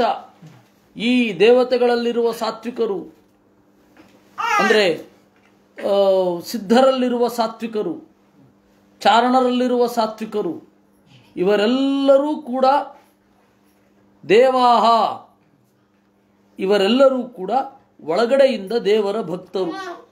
ಅಂತಹ ಏವ ಭಕ್ತಾಹ. ಇನ್ನು ಗಂಧರ್ವರಿದ್ದಾರಲ್ಲ, ಅವರ ಕೆಲಸಗಳು ಬೇರೆ ಬೇರೆ ರೀತಿಯಲ್ಲಿ ಇವೆ. ಅದನ್ನು ಹೇಳ್ತಾರೆ, ನೃತ್ಯ ಗಾನಾದಿ ಕರ್ತಾರೋ ವಹನಾದಿ ಕೃತಸ್ತಥಾ. ನರ್ತನ ಗಾನ ಮಾಡಿ ದೇವತೆಗಳನ್ನು ಸಂತೋಷಪಡಿಸ್ತಾ ದೇವತೆಗಳ ಭೃತ್ಯರು, ಅವರೆಲ್ಲ ಗಂಧರ್ವರು. ಯುದ್ಧದಲ್ಲಿ ಸಹಾಯ ಮಾಡುವವರು ಇದ್ದಾರೆ. ಇನ್ನು ದೇವತೆಗಳ ಪಲ್ಲಕ್ಕಿಯನ್ನು ಹೊರುವವರು, ನರ್ತನ ಶಾಸ್ತ್ರವನ್ನು ಜಗತ್ತಿಗೆ ಕೊಟ್ಟವರು, ಸಂಗೀತ ಶಾಸ್ತ್ರವನ್ನು ಜಗತ್ತಿಗೆ ಕೊಟ್ಟವರು. ಅದಕ್ಕೆ ಸಂಗೀತ ಶಾಸ್ತ್ರವನ್ನು ಗಂಧರ್ವಗಾನ ಅಂತಾರೆ. ಆಚಾರ್ಯರು ಯಕ್ಷಗಾನ ಅಂತಂದರು. ಯಕ್ಷ ಅಂದರೆ ಅಪರಿಚಿತ. ಈ ಲೋಕದಲ್ಲಿ ಈಗ ಇರುವ ಪ್ರಚಲಿತವಾದ ಒಂದು ಗಾನ ಇದೆಯಲ್ಲ, ಅದಕ್ಕಿಂತ ಡಿಫ್ರೆಂಟು ಅಂತ ಯಕ್ಷಗಾನ, ಅಪರಿಚಿತವಾದ ಗಾನ ಅಂತ. ಹೀಗಾಗಿ ಬೇರೆ ಬೇರೆ ಬೇರೆ ಬೇರೆ ರೀತಿಯಲ್ಲಿ ಅವರ ಕೊಡುಗೆಗಳು ಸಮಾಜಕ್ಕೆ ಸಂದಿವೆ. ಮನುಷ್ಯ ಲೋಕದವರು ಕಾಮಶಾಸ್ತ್ರ ಮತ್ತು ನೃತ್ಯಶಾಸ್ತ್ರ ಇವುಗಳನ್ನೆಲ್ಲ ತಿಳಿದದ್ದು ಯಾರಿಂದ? ಗಂಧರ್ವರಿಂದ. ಸಂಗೀತ ಶಾಸ್ತ್ರ ಇದೆ, ಶಾರ್ಂಗಧರ ಪದ್ಧತಿ, ಶಾರ್ಂಗಧರ ಸಂಹಿತ, ವೈದ್ಯಶಾಸ್ತ್ರ ಇದೆ. ಶಾರ್ಂಗಧರ ಸಂಹಿತ ಅಂತ ವೈದ್ಯಶಾಸ್ತ್ರ, ಶಾರ್ಂಗಧರ ಪದ್ಧತಿ ಅಂತ ಹೇಳಿ ಕಾಮಶಾಸ್ತ್ರ, ಬೇಕಷ್ಟುಂಟು. ಕಕ್ಕೋಕ ಶಾಸ್ತ್ರ, ವಾತ್ಸ್ಯಾಯನ ಪ್ರಣೀತವಾದ ಕಾಮಸೂತ್ರಗಳು ಬೇಕಷ್ಟುಂಟು. ಅಂದರೆ ಇದೆಲ್ಲ ಲೋಕಕ್ಕೆ ಒಂದು ಪರ್ಫೆಕ್ಟ್ ಆಗಿರುವ ರೀತಿ ನೀತಿಗಳು. ಯಾವುದಕ್ಕೂ ಒಂದು ನೀತಿಗಳಿದೆ. ಆ ಎಲ್ಲ ನೀತಿಗಳನ್ನು ಕೊಟ್ಟವರು ಯಾರು ಜಗತ್ತಿಗೆ? ಗಂಧರ್ವರು. ನಾಟ್ಯಶಾಸ್ತ್ರ, ಭರತ ನಾಟ್ಯಶಾಸ್ತ್ರ ಮಾಡಿದ್ದ ಹೌದು, ಅದನ್ನು ಮೂಲಭೂತವಾಗಿ ಭರತನಿಗೆ ಕೊಟ್ಟವರು ಯಾರು? ಗಂಧರ್ವರು. ಅದೆಲ್ಲ ಕ್ರಮಬದ್ಧವಾಗಿ ಇದೆ. ಆಂಗ್ಲದಲ್ಲಿಯೂ ಕೂಡ ಆಸ್ತಿಕರನ್ನು ಮ್ಯಾನ್ ಆಫ್ ಪ್ರಾಪರ್ಟಿ ಅಂತ ಕರೆಯೋದು. ಪ್ರಾಪರ್ಟಿ ಹೇಳಿದರೆ ರಂಗಸಜ್ಜಿಕೆಗಳು. ಸ್ಟೇಜ್ ಮೇಲೆ ಪರ್ಫಾರ್ಮ್ ಮಾಡಲಿಕ್ಕೆ ಬೇಕಾಗಿರುವ ನಾಟಕ ಮೊದಲಾದವುಗಳ ಆರಂಭದಲ್ಲಿ ಒಂದು ದೇವರ ಪೂಜೆ ಮಾಡಬೇಕು. ಆ ದೇವರ ಪೂಜೆಯ ಸಾಮಗ್ರಿಗಳನ್ನು ಹಿಡಿದುಕೊಂಡಿರುವವ ಸೂತ್ರಧಾರ. ಆ ಸೂತ್ರಧಾರ ಚೌಕಿಯ ಒಳಗಡೆ ನಾಂದಿ ಪೂಜೆಯನ್ನು ಮಾಡಿ ಗಣಪನಿಗೆ ಪೂಜೆಯನ್ನು ಸಲ್ಲಿಸಿ ಆಮೇಲೆ ಚಿತ್ರರಥ ಮೊದಲಾದವರನ್ನು ನಮಿಸಿ ಆಮೇಲೆ ಬಣ್ಣ ಹಚ್ಕೊಳ್ಬೇಕು. ಆ ಬಣ್ಣ ಹಚ್ಚಿಕೊಂಡು ಆಮೇಲೆ ನಾವು ಆಡುವ ಏನು ನಾಟ್ಯ ಅಥವಾ ನಾಟಕ ಮೊದಲಾದವುಗಳೆಲ್ಲ ಅದು ದೇವತಾ ಪ್ರೀತಿಕರವಾಗಲಿ ಅಂತ ಚಿಂತನೆ ಮಾಡಬೇಕು. ಸಂಕಲ್ಪ ಅದು ಪಿತೃದೇವತೆಗಳ ಕಾರ್ಯ. ಆ ಪಿತೃದೇವತೆಗಳದ್ದು ಬೆಳಗ್ಗೆ ಶ್ರಾದ್ದ ಆದಮೇಲೆ, ಕ್ಷತ್ರಿಯರಲ್ಲಿ, ಬ್ರಾಹ್ಮಣರಲ್ಲಿ ಅಲ್ಲ, ಕ್ಷತ್ರಿಯರಲ್ಲಿ ಪಿತೃದೇವತೆಗಳ ಕಾರ್ಯ ಆದಮೇಲೆ ರಾತ್ರಿ ಬಂಧು ಬಾಂಧವರಿಂದ ಕೂಡಿಕೊಂಡು ನರ್ತನ ನಾಟಕ ಮೊದಲಾದವುಗಳನ್ನು ನೋಡೋದು ಇತ್ತಂತೆ. ಅದಕ್ಕೆ ಆ ನಾಟಕಗಳೆಲ್ಲ ಇಡೀ ದಿವಸ ಇರ್ತಾ ಇತ್ತು.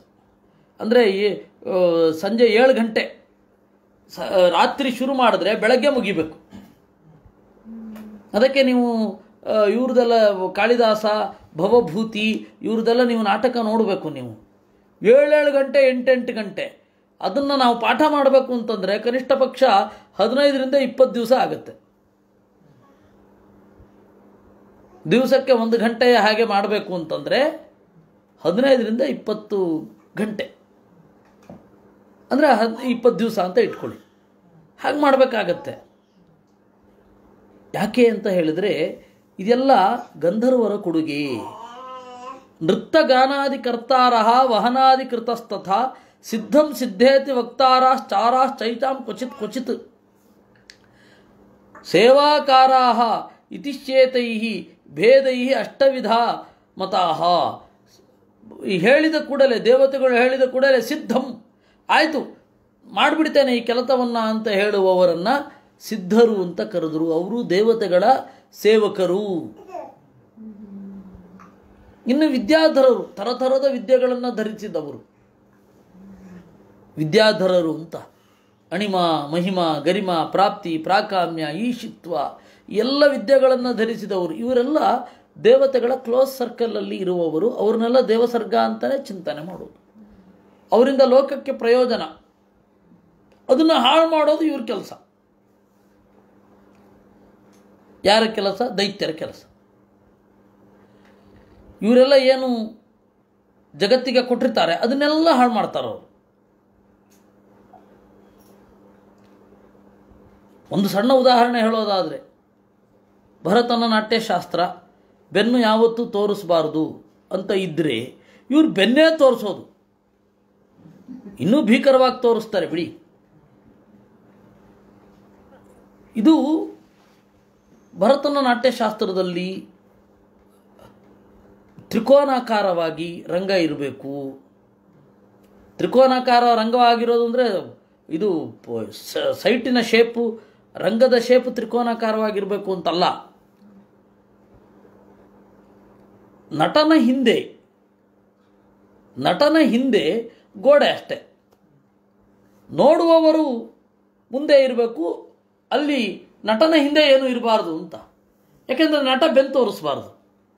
ಆಮೇಲೆ ನಟ ಕೊಲ್ಲೋದು ಮೊದಲಾದವುಗಳು ತೀರ ಕ್ರೂರವಾದದ್ದನ್ನು, ಬೀಭತ್ಸವಾದದ್ದನ್ನು ಸ್ವಲ್ಪ ತೋರಿಸ್ಬೇಕೇ ವಿನಃ ವಾಂತಿ ಮಾಡ್ಕೊಳ್ಳೋ ಹಾಗಿರಬಾರ್ದು ಅಂತ.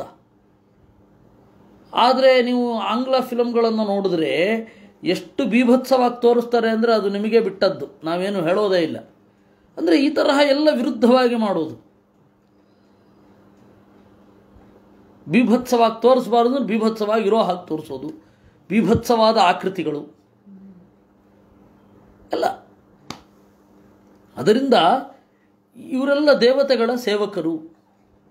ಗಂಧರ್ವರು, ಸಿದ್ಧರು, ಚಾರಣರು, ಅಪ್ಸರೆಯರು ಇವರೆಲ್ಲರೂ ಕೂಡ ಈ ರೀತಿಯಾಗಿ 8 ತರಹದ ದೇವತೆಗಳು, ದೇವತೆಗಳ ಅನುಚರರ ಸೃಷ್ಟಿ. ಅನ್ಯೇಚ ಏತು ಸರ್ವಜ್ಞಾ ವಿಬುಧಾಸ್ತೆ ಪ್ರಕೀರ್ತಿತಾ. ಇನ್ನು ಋಷಿಗಳು ಇದರಲ್ಲಿದ್ದಾರೆ. ಅವರನ್ನು ದೇವತೆಗಳ ಭೃತ್ಯರು, ಅವರು ದೈಹಿಕವಾದ ಭೃತ್ಯರಲ್ಲ ಅಷ್ಟೆ, ಮಾನಸಿಕವಾಗಿ ಭೃತ್ಯರು. ಅವರೆಲ್ಲ ವಿಬುಧರು, ಏಕೆಂದರೆ ಪ್ರಜ್ಞಾವಂತರು. ಆದ್ದರಿಂದಾಗಿ ತಥಾನ್ಯೇ ಕರ್ಮಭಿಸ್ತೈಸ್ತೈ ಅಷ್ಟಭೇದಾಂತರಂ ಗತಾಃ. ಹೀಗೆ ಇವರನ್ನೂ ಕೂಡ ಬೇರೆ ಬೇರೆ ರೀತಿಯಾಗಿ ದೇವತೆಗಳಲ್ಲಿಯೇ ಸೇರಿಸಬೇಕು ಅಂತ ಹೇಳಿ ತತ್ವ ವಿವೇಕ ಅಂತ ಒಂದು ಗ್ರಂಥ ಅಲ್ಲಿ ಇದೆ. ಯದಿ ದೇವಾದಯೋ ದೋಷಾ ಜಾಯೇರನ್ ಮಾನುಷಾದಿಷು ತಥಾಪಿ ದೇವಾ ವಿಜ್ಞೇಯಾ ಅಸುರಾದ್ಯಾಸ್ತಥಾ ಧ್ರುವಂ. ದೇವತೆಗಳು ಯಾವುದೋ ಒಂದು ದೋಷದಿಂದ ಮನುಷ್ಯರಾಗಿ ಹುಟ್ಟಿದರೂ ಅವರನ್ನು ದೇವತೆಗಳು ಅಂತಲೇ ಪರಿಗಣಿಸೋದು. ಹಾಗೆ ಅಸುರರು ಯಾವುದೋ ಒಂದು ದೋಷದಿಂದ ಮನುಷ್ಯರಲ್ಲಿ ಅವರನ್ನು ಅಸುರರು ಅಂತಲೇ ಪರಿಗಣಿಸೋದು. ಅವರವರ ಮೂಲ ಸ್ವಭಾವವನ್ನು ಬಿಟ್ಟುಕೊಡುವಂತೆಯೇ ಇಲ್ಲ. ಇದು ಹೀಗೆಯೇ ಅಂದರು ಆಚಾರ್ಯರು. ನೋಡಿ, ನಮಗೆ ಭಾಗವತ ಏನು ಹೇಳಿತು? ದೇವಸರ್ಗಶ್ಚ ಅಷ್ಟವಿಧ ಅಂದರು. ಯಾರು ಏನೂ ಗೊತ್ತಿಲ್ಲ. ಆಚಾರ್ಯರು ಯಾಕೆ ಈ ಭಾಷ್ಯ ಬರಿಬೇಕಾಯಿತು? ಇಲ್ಲಪ್ಪ, ಗಂಧರ್ವರು ಇಷ್ಟು ಜನ, ಚಾರಣರು ಇಷ್ಟು ಜನ, ಸಿದ್ಧರು ಇಷ್ಟು ಜನ, ಪಿತೃಗಳು 100, ಭೂತ ಪ್ರೇತ ಪಿಶಾಚಗಳು 70. ಯಾಕೆ ಬರಿಬೇಕು? ಯಾಕೆ ಬರಿಬೇಕಾಯಿತು? ಅದರ ಹಿಂದೆ ಒಂದು ದೊಡ್ಡ ಕಾರಣವನ್ನು ನಾನು ನಿಮಗೆ ಕೊಡಬೇಕು. ಬೇಜಾರು ಮಾಡಿಕೊಳ್ಬೇಡಿ, ಇವನು ಸಮಯ ಸಿಕ್ಕಿದ್ರೆ ಸಾಹಿತ್ಯಕ್ಕೆ ಹೋಗ್ತಾನೆ ಅಂತ. ಆದರೆ ವಾಸ್ತವ ಆಚಾರ್ಯರ ಹಿನ್ನೆಲೆಯಲ್ಲಿ ಏನು ಪರಿಣಾಮ ಇದೆ ಅಂತ. ಸಂಸ್ಕೃತ ಸಾಹಿತ್ಯದಲ್ಲಿ ಬೇಕಾದಷ್ಟು ಕಥಾ ಸಾಹಿತ್ಯಗಳು ಬಂತು. ಗುಣಾಢ್ಯನ ಬೃಹತ್ ಕಥಾ ಅಂತ ಹೇಳಿ ಒಂದು ಬಂತು. ಅವನು ಪೈಶಾಚ ಭಾಷೆಯಲ್ಲಿ ಸಾವಿರಾರು ಕಥೆಗಳನ್ನು ಬರೆದಿದ್ದ. ಆ ಪೈಶಾಚ ಭಾಷೆ ಹೇಗೆ ಪಿಶಾಚಿಗಳಿಗೆ ಕೇಳಬೇಕು, ನನಗೆ ಗೊತ್ತಿಲ್ಲ. ಪೈಶಾಚ ಭಾಷೆಯಲ್ಲಿ ಬರೆದಿದ್ದ. ಆ ರಾಜ ಅದನ್ನು ನಾನು ಕೇಳೋಲ್ಲ, ಅಮಂಗಳ ಅಂತ ಹೇಳಿ ಕಳಿಸ್ಬಿಟ್ಟ. ಅವನು ಸಿಟ್ಟು ಮಾಡಿಕೊಂಡು ತಾನು ಬರೆದದ್ದನ್ನು ಒಂದೊಂದೇ ಎಲೆಯನ್ನು ಓದಿ, ಒಂದೊಂದೇ ಪತ್ರವನ್ನು ಓದಿ ಎಲೆನಲ್ಲಿ ಬರ್ಕೊಂಡು ಬಂದಿದ್ದ ಅವನು. ತಾಡಪತ್ರವೂ ಅಲ್ಲ, ಅದು ಎಲೆ ಬೆಂಕಿಗೆ ಹಾಕ್ತಾ ಇದ್ದ. ಆ ಕಥೆಯ ಸೊಬಗಿಗೆ ಮರುಳಾಗಿ ಎಲ್ಲರೂ ಕಣ್ಣೀರು ಸುರಿಸ್ತಾ ಇದ್ರು, ಪಶು ಪಕ್ಷಿಗಳೆಲ್ಲ. ಆಗ ಅವನು ಓಡಿ ಬಂದ, ರಕ್ಷಿಸು, ತಪ್ಪಾಯಿತು, ಇದನ್ನು ಇನ್ನು ಬೆಂಕಿಗೆ ಹಾಕಬೇಡ ಅಂತ ಹೇಳಿದಾಗ ಅದು ಉಳಿದುಕೊಂಡಿತ್ತು. ಆ ಉಳಿದುಕೊಂಡದ್ದು ಪೈಶಾಚ ಭಾಷೆಯಲ್ಲಿದ್ದದ್ದನ್ನು ಗುಣಾಢ್ಯ ಅಂತನ್ನುವ ಒಬ್ಬ ಕವಿ ಬೃಹತ್ ಕಥಾ ಅಂತ ಅನುವಾದ ಮಾಡ್ದ. ತಮಿಳಿನಲ್ಲಿ ಪೆರುಂಗತೈ ಅಂತ. ಪೆರುಂಗತೈ ಅಂದರೆ ದೊಡ್ಡ ಕಥೆ. ಹೀಗೆ ದೊಡ್ಡ ಕಥಾ ಸಾಹಿತ್ಯ. ಆಮೇಲೆ ದಶಕುಮಾರ ಚರಿತ, ಈ ಎಲ್ಲ ಕಥೆಗಳು ಕೂಡ, ಈ ಎಲ್ಲ ಕಥೆಗಳಲ್ಲಿ ವೇದಕ್ಕೆ ವಿರುದ್ಧವಾದ ಅಂಶಗಳನ್ನು ಜನರಿಗೆ ಇಂಜೆಕ್ಟ್ ಮಾಡ್ತಾ ಬಂದರು, ಗೊತ್ತೇ ಆಗದ ಹಾಗೆ. ಜೈನರು ಬೇಕಾದಷ್ಟು ಕಥೆಗಳನ್ನು ಬರೆದರು, ಬೌದ್ಧರು ಬೇಕಾದಷ್ಟು ಕಥೆಗಳನ್ನು ಬರೆದರು. ಅಲ್ಲಿ ಗಂಧರ್ವರು, ಅಪ್ಸರೆಯರು ಇವರೆಲ್ಲರೂ ಕೂಡ ದಾರಿ ತಪ್ಪಿದ ಜೀವನವನ್ನು ನಡೆಸ್ತಾ ಇದ್ದಾರೆ ಎನ್ನುವ ಭಾವನೆ ಜನರಲ್ಲಿ ಬರೋ ಹಾಗೆ ಮಾಡಿಬಿಟ್ರು. ನೋಡಿ, ಅದೆಲ್ಲ ಭಾಗವತಕ್ಕೆ ವಿರುದ್ಧ. ಅದು ಭಾಗವತ, ಮಹಾಭಾರತ, ರಾಮಾಯಣ, ಇಲ್ಲೆಲ್ಲ ದೇವರು ಇವರೆಲ್ಲರನ್ನ ರಕ್ಷಣೆ ಮಾಡಲಿಕ್ಕಾಗಿ ಬರ್ತಾನೆ. ಆದರೆ ಇವರೆಲ್ಲರೂ ಕೂಡ ದಾರಿ ತಪ್ಪಿದವರು. ಅದರಿಂದಾಗಿ ವೇದದ ಮೇಲೆಯೇ ಒಂದು ರೀತಿ ಕಟಾಕ್ಷ ಬೀರುವ ಹಾಗೆ ಮಾಡಿಬಿಟ್ರು. ಈ ಥರದ್ದು ಎಷ್ಟು ಹುನ್ನಾರಗಳು ನಡೆದು ಹೋಯಿತೋ. ಎಂತೆಂಥ ದೊಡ್ಡ ದೊಡ್ಡ ಕವಿಗಳಿಗೂ ಕೂಡ ಅದು ಅರ್ಥ ಆಗಲಿಲ್ಲ. ಗಂಧರ್ವರು ವಿಪರೀತ ಕಾಮಲಾಲಸರು, ಯಕ್ಷರು ವಿಪರೀತ ತಿಂಬಂಡಿಗಳು, ಚಾರಣರು ಅಂತಂದರೆ ತಿರುಗಾಡ್ತಾ ಇರ್ತಾರಷ್ಟೇ, ಅವ್ರದ್ದೇನು ಕೆಲಸವೇ ಇಲ್ಲ. ಅಪ್ಸರೆಯರದ್ದಂತೂ ದಾರಿ ತಪ್ಪಿದ ಜೀವನ. ಇಂಥದ್ದೇ ಮೂಡಿಸಿದರು. ಆಗ ಭಾಗವತ ಈ ರೀತಿ ಹೇಳಿದ್ರೆ ಅವರ ರೋಲ್ ಏನು ಅಂತ ಯಾರಿಗ ಅರ್ಥ ಆಗಬೇಕು? ಅದಕ್ಕೆ ಆಚಾರ್ಯರು ಬಂದರು. ಅದರಲ್ಲಿ ಗುಣತ್ರಯ ಇಲ್ಲ ಅಂತ ಹೇಳ್ತಾ ಇಲ್ಲ, ಜೀವತ್ರೈವಿಧ್ಯ ಇಲ್ಲ ಅಂತ ಆಚಾರ್ಯರು ಹೇಳ್ತಾ ಇಲ್ಲ. ಅದರಲ್ಲಿ ದೇವತೆಗಳು ಮತ್ತು ಎತ್ತರಕ್ಕೆ ಏರುವವರು, ದೇವತೆಗಳಿಗೆ ಸಮಾನರಾದ ಯೋಗ್ಯತೆಯವರು ಇಷ್ಟು ಮಂದಿ ಇದ್ದಾರೆ ಎಂದರು. ದುಷ್ಟಗಂಧರ್ವರಿದ್ದಾರೆ, ದೈತ್ಯ ಗಂಧರ್ವರಿದ್ದಾರೆ, ದೇವಗಂಧರ್ವರಿದ್ದಾರೆ. ನಿಮಗೊಂದು ತಮಾಚೆ ಅಂದರೆ ಮಾನುಷ ಗಂಧರ್ವರು ಕೂಡ ಇದ್ದಾರೆ, ಆಜಾನಜ ದೇವತೆಗಳಿದ್ದಾರೆ. ಹೀಗೆ ಎಲ್ಲ ಕರ್ಮದೇವತೆಗಳಿದ್ದಾರೆ, ಬೇರೆ ಬೇರೆ ತರಹದ ದೇವತೆಗಳಿದ್ದಾರೆ. ದೇವತೆಗಳನ್ನು ಹೊರತುಪಡಿಸಿ ಈ ತರಹದ ಸೃಷ್ಟಿಯಲ್ಲಿ ಭೂತಗಳು, ಪ್ರೇತಗಳು, ಪಿಶಾಚಗಳು, ಇದರಲ್ಲೆಲ್ಲ ಆಯ್ದ ಕೆಲವು ಮಂದಿ ಸಜ್ಜನರಿದ್ದಾರೆ ಅನ್ನೋದನ್ನು ಆಚಾರ್ಯರು ಹೇಳಬೇಕಿದೆ. ತನ್ಮೂಲಕ ಇಡೀ ಭಾರತದ ಮಧ್ಯಕಾಲೀನ ಸಾಹಿತ್ಯದ ಅನೇಕ ಅಬದ್ಧಗಳಿಗೆ ಆಚಾರ್ಯರು ಉತ್ತರ ಕೊಟ್ಟರು.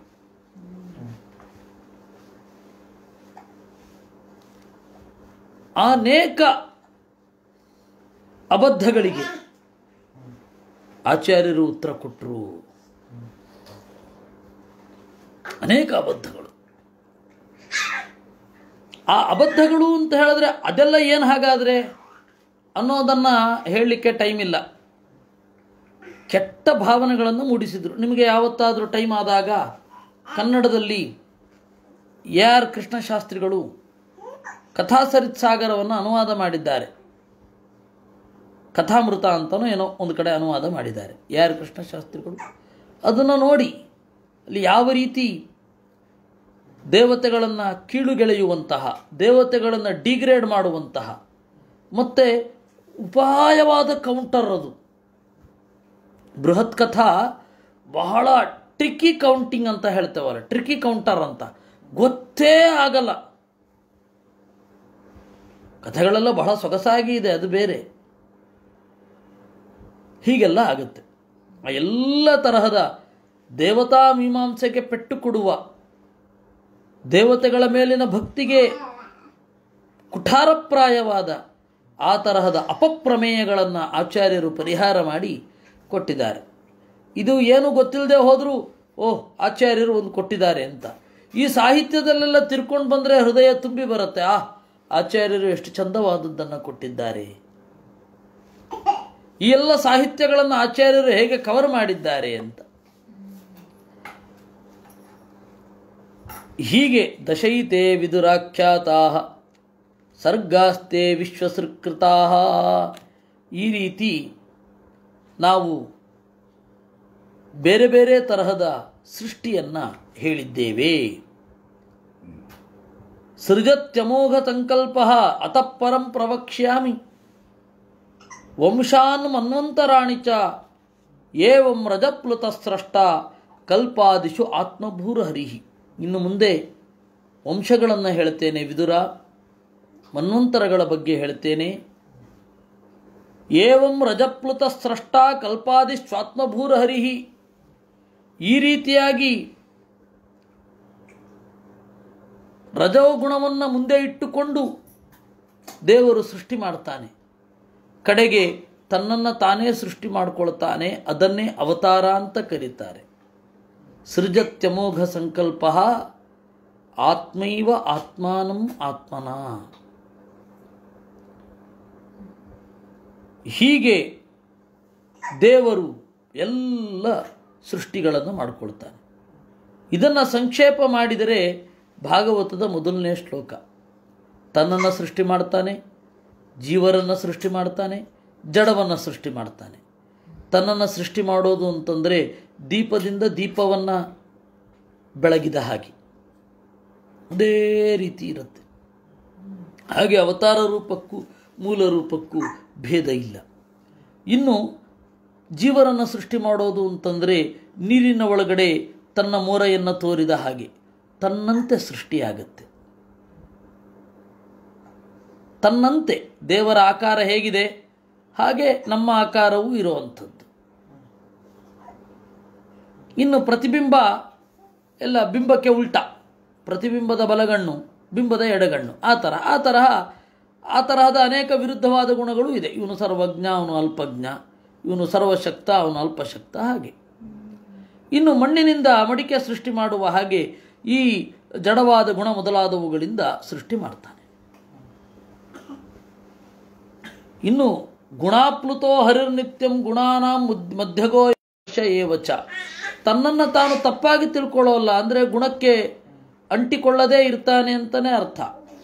ಸೃಷ್ಟ್ವಾ ದೇವಾದಿ ದೇಹಾನ್ ಸಹ ಆತ್ಮಾನಂ ಬಹುಧಾ ಕರೋತಿ. ಹೀಗೆ ದೇವತೆಗಳ ದೇಹ, ದೈತ್ಯರ ದೇಹ, ಮನುಷ್ಯರ ದೇಹ, ಇದರಲ್ಲಿ ಏನು ರಜೋಗುಣ ತಮೋಗುಣಗಳ ಪರ್ಮ್ಯುಟೇಷನ್ ಕಾಂಬಿನೇಷನ್, ಅವುಗಳ ರೇಷಿಯೋ ವಿಭಿನ್ನವಾಗಿ ಇರುತ್ತೆ. ರಜೋಗುಣದ ರೇಷಿಯೋ ಬೇರೆ, ಮನುಷ್ಯರಲ್ಲಿ ಜಾಸ್ತಿ ಇರುತ್ತೆ. ತಮೋಗುಣ ಮತ್ತು ಸತ್ವಗುಣ ಕಡಿಮೆ ಇರುತ್ತೆ. ದೇವತೆಗಳಲ್ಲಿ ಇದ್ರ ಉಲ್ಟ, ತಾಮಸರಲ್ಲಿ ಅದ್ರ ಉಲ್ಟ. ಹೀಗೆ ಬೇರೆ ಬೇರೆ ರೇಷಿಯೋ ಇಟ್ಟುಕೊಂಡು ಸೃಷ್ಟಿ ಮಾಡಿ ತನ್ನಿಯಂತ್ರಿತಯಾತ್ಮಾನಂ ಪ್ರಕೃತಿಂ ದೇಹಭೇದತಃ ಇತಿ ನಾರದೀಯೇ. ಪ್ರತಿಯೊಬ್ಬ ಜೀವ ಹುಟ್ಟಿದಾಗ ಅದರ ಅಂತರ್ಯಾಮಿಯಾಗಿ ದೇವರು ಹುಟ್ಟಲ್ವಾ? ಹುಟ್ಟುತ್ತಾನೆ. ಅದಕ್ಕೆ ಅದನ್ನು ಗರ್ಭಗೃಹ ಅಂತ ಕರೆಯೋದು. ಗರ್ಭಿಣಿ ಅಂತಂದರೆ ಇನ್ನೊಂದು ದೇವತಾ ರೂಪದ ಗರ್ಭ ಅವಳಲ್ಲಿದೆ ಅಂತ. ಅದರಿಂದಾಗಿ ಗರ್ಭಿಣಿಗೆ ಗೌರವ ಕೊಡಬೇಕು ಅಂತೆಲ್ಲ ಮಾತನಾಡುವಂಥದ್ದು. ಅದರಿಂದ ಪ್ರಕೃತಿಯನ್ನು ನಿಯಂತ್ರಣ ಮಾಡಿ ಅಲ್ಲಿ ಹೀಗೆ ಒಂದು ಪಿಂಡಾಂಡದ ಸೃಷ್ಟಿ ಅಂತಂದರೆ ಒಂದು ಬ್ರಹ್ಮಾಂಡದ ಸೃಷ್ಟಿಯಷ್ಟೇ ವೈಶಿಷ್ಟ್ಯ. ಒಂದು ಪಿಂಡಾಂಡದ ಸೃಷ್ಟಿ ಅಂದರೆ ಒಂದು ಇಡೀ ಬ್ರಹ್ಮಾಂಡವನ್ನು ಸೃಷ್ಟಿ ಮಾಡಬೇಕಾದ್ರೆ ಇವು ಮೂರನ್ನು ಸೃಷ್ಟಿ ಮಾಡ್ತಾನಲ್ವ ದೇವರು. ಜಡವನ್ನು, ಜೀವವನ್ನು, ತನ್ನನ್ನು. ಹಾಗೆ ಒಂದು ದೇಹವನ್ನು ಸೃಷ್ಟಿ ಮಾಡಬೇಕಾದ್ರೂ ಕೂಡ ದೇಹವೆಂಬ ಜಡ, ದೇಹದ ಒಳಗಡೆ ಜೀವ, ಆಮೇಲೆ ಆ ಜೀವದ ಅಂತರ್ಯಾಮಿಯಾಗಿ ತಾನು.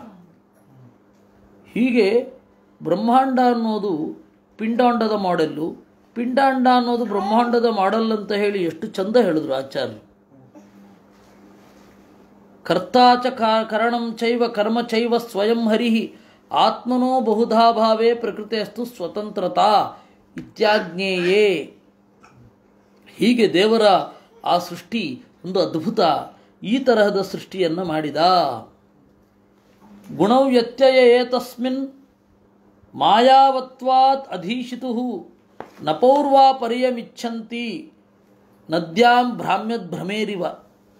ನಮಗೆ ಈ ಪ್ರಪಂಚದ ಒಂದು ಕ್ರಮವನ್ನು ನೋಡಿ ನೋಡಿ ನೋಡಿ ನೋಡಿ ನೋಡಿ ದೇವರು ಮೊದಲಿಗೆ ಹೇಗೆ ಐಡಿಯಾ ಬಂತು, ದೇವರು ಯಾಕೆ ಹೀಗೆ ಮಾಡಿದ, ಮೊದಲ ಪ್ರಯೋಗಗಳಲ್ಲಿ ದೇವರು ವಿಫಲವಾಗಿದ್ದನೇ ಇಲ್ಲವೇ? ಯಾಕೆ ಅಂದರೆ ಬಲ್ಬು, ಕಾರು ಮೊದಲಾದವುಗಳನ್ನು ಸೃಷ್ಟಿ ಮಾಡಬೇಕಾದ್ರೆ ಅನೇಕ ಟ್ರಯಲ್ಗಳನ್ನು ಮಾಡಿರ್ತಾರೆ. ಅದೇ ರೀತಿ ಬ್ರಹ್ಮಾಂಡವನ್ನು ಮೊದಲ ಬಾರಿ ಸೃಷ್ಟಿ ಮಾಡಿದಾಗ ಏನೇನೆಲ್ಲ ಡಿಫೆಕ್ಟ್ಸ್ ಇತ್ತು, ಆ ಡಿಫೆಕ್ಟ್ಸನ್ನು ದೇವರು ಹೇಗೆ ಸರಿ ಮಾಡಿಕೊಂಡ, ಅದರ ಕ್ರಮ ಏನು ಅಂತ ಅರಿಯದ ಜನ ಕೇಳ್ತಾರೆ. ಕಾರಣ ಏನು ಅಂದರೆ ಅವರು ಹಾಗೆ ನೋಡಿರ್ತಾರೆ, ಅದು ಬಿಟ್ಟು ಬೇರೆ ಗೊತ್ತಿರಲ್ಲ ಅವರಿಗೆ. ದೇವರು ಮೊದಲೇ ಸೃಷ್ಟಿ ಮಾಡಬೇಕಾದ್ರೆ ಈ ತರಹ ಇತ್ತಾ, ಅಥವಾ ದೇವರೇ ಅಪ್ಡೇಟ್ ಆಗಬೇಕಾಯ್ತಾ ಆಮೇಲೆ ಸೃಷ್ಟಿ ಮಾಡಬೇಕಾದ್ರೆ? ನ ಪೌರ್ವಾ ಪರಿಯಮಿಚ್ಛಂತಿ ಎಂದಂತೆ ಭಾಗವತ. ಆ ತರಹ ಇಲ್ಲವೇ ಇಲ್ಲ ದೇವರಿಗೆ. ಯಾಕೆ? ನದ್ಯಾಂ ಭ್ರಾಮ್ಯದ್ ಭ್ರಮೇರಿವ. ನದಿಯ ಹರಿಯುವಿಕೆ ಎಲ್ಲಿಂದ ಶುರು ಆಯಿತು ಅಂತ ಹೇಳು. ಈ ಕಣ ಶುರು ಆಯಿತು, ಈ ಕಣ ಶುರು ಆಯಿತು ಅಂತ ಹೇಳ್ತೀಯ. ನದಿ ಹುಟ್ಟಬೇಕಾದ್ರೆ ಏನು ಮಳೆ ಬಿದ್ದಿರುತ್ತೆ, ಅದು ಅಲ್ಲಿಂದ ಬರ್ತಾ ಇರುತ್ತೆ, ಮತ್ತು ಅಲ್ಲಿಗೆ ಹೋಗುತ್ತೆ. ಯಾವುದು ಶುರು ಆಯಿತು? ಹಾಗೆ ನಿರಂತರವಾದ ಸರ್ಕಲ್ ರೀತಿಯಲ್ಲಿ ಬರ್ತಾ ಹೋಗುತ್ತೆ. ಚಕ್ರ ತಿರುಗಿದಾಗ ಯಾವುದು ಮೊದಲು ತಿರುಗಿತು ಅಂತ ಹೇಳಿ, ತಿರುಗ್ತಾ ಇರಬೇಕಾದ್ರೆ ಮತ್ತೆ ಅಲ್ಲೇ ಬರ್ತಾ ಇರುತ್ತೆ. ಹಾಗೆ ಇದು ದೇವಾತುರಾದ ಯಕ್ಷತ್ತಃ ಕಲ್ಪೇಸ್ಮಿನ್ಯೇ ಪ್ರಕೀರ್ತಿತಾಃ ತಯೇವ ನಾಮರೂಪಾಭ್ಯಾಂ ಆಸನ್ ಮನ್ವಂತರಾಂತರೆ. ದೇವತೆಗಳು, ಅಸುರರು ಬೇರೆ ಬೇರೆ ಮನ್ವಂತರಗಳಲ್ಲಿ ಬರ್ತಾರೆ. ಅದನ್ನು ನಾವು ಮುಂದೆ ಹೇಳಲಿದ್ದೇವೆ ಅನ್ನುವಲ್ಲಿಗೆ ಇತಿ ಶ್ರೀಮದ್ಭಾಗವತೆ ತೃತೀಯ ಸ್ಕಂಧೆ ಏಕಾದಶೋಧ್ಯಾಯ. ಇಷ್ಟು ಹೇಳಿದ ಮೇಲೆ 12ನೆಯ ಅಧ್ಯಾಯದಲ್ಲಿ ಪರಮಾಣು ಕಾಲ ಏನು, ಪರಮಾಣು ಅಂದರೆ ಏನು, ಆ ಪರಮಾಣು ಕಾಲ ಹೇಗೆ, ಆ ಕಾಲದ ಮಹತ್ವ ಹೇಗೆ, ಅಂದರೆ ಮಹಾಕಾಲ ಅಂದರೆ ಏನು, ಪ್ರಳಯ ಕಾಲದ ಲೆಕ್ಕ ಏನು, ಬರೇ ಲೆಕ್ಕಗಳಿಂದ ತುಂಬಿರುವಂತಹ ಒಂದು ಭಾಗ. ಆ ಭಾಗವನ್ನು ನಾವು ನಾಳೆ ನೋಡಲಿದ್ದೇವೆ. ಈ ತನಕ ಏನು ಚಿಂತನೆ ಮಾಡಿದ್ದೇವೆ ಇದನ್ನು ದೇವರಿಗೆ ಶ್ರಾವಣ ಯಜ್ಞವನ್ನು ಅರ್ಪಿಸೋಣ. ಕೃಷ್ಣಾರ್ಪಣಮಸ್ತು. ಅನೇನ ಭಾವಿಯತ್ ಪುಣ್ಯಂ ತದಾಪ್ನೋತು ಪಿತಾಮಹ.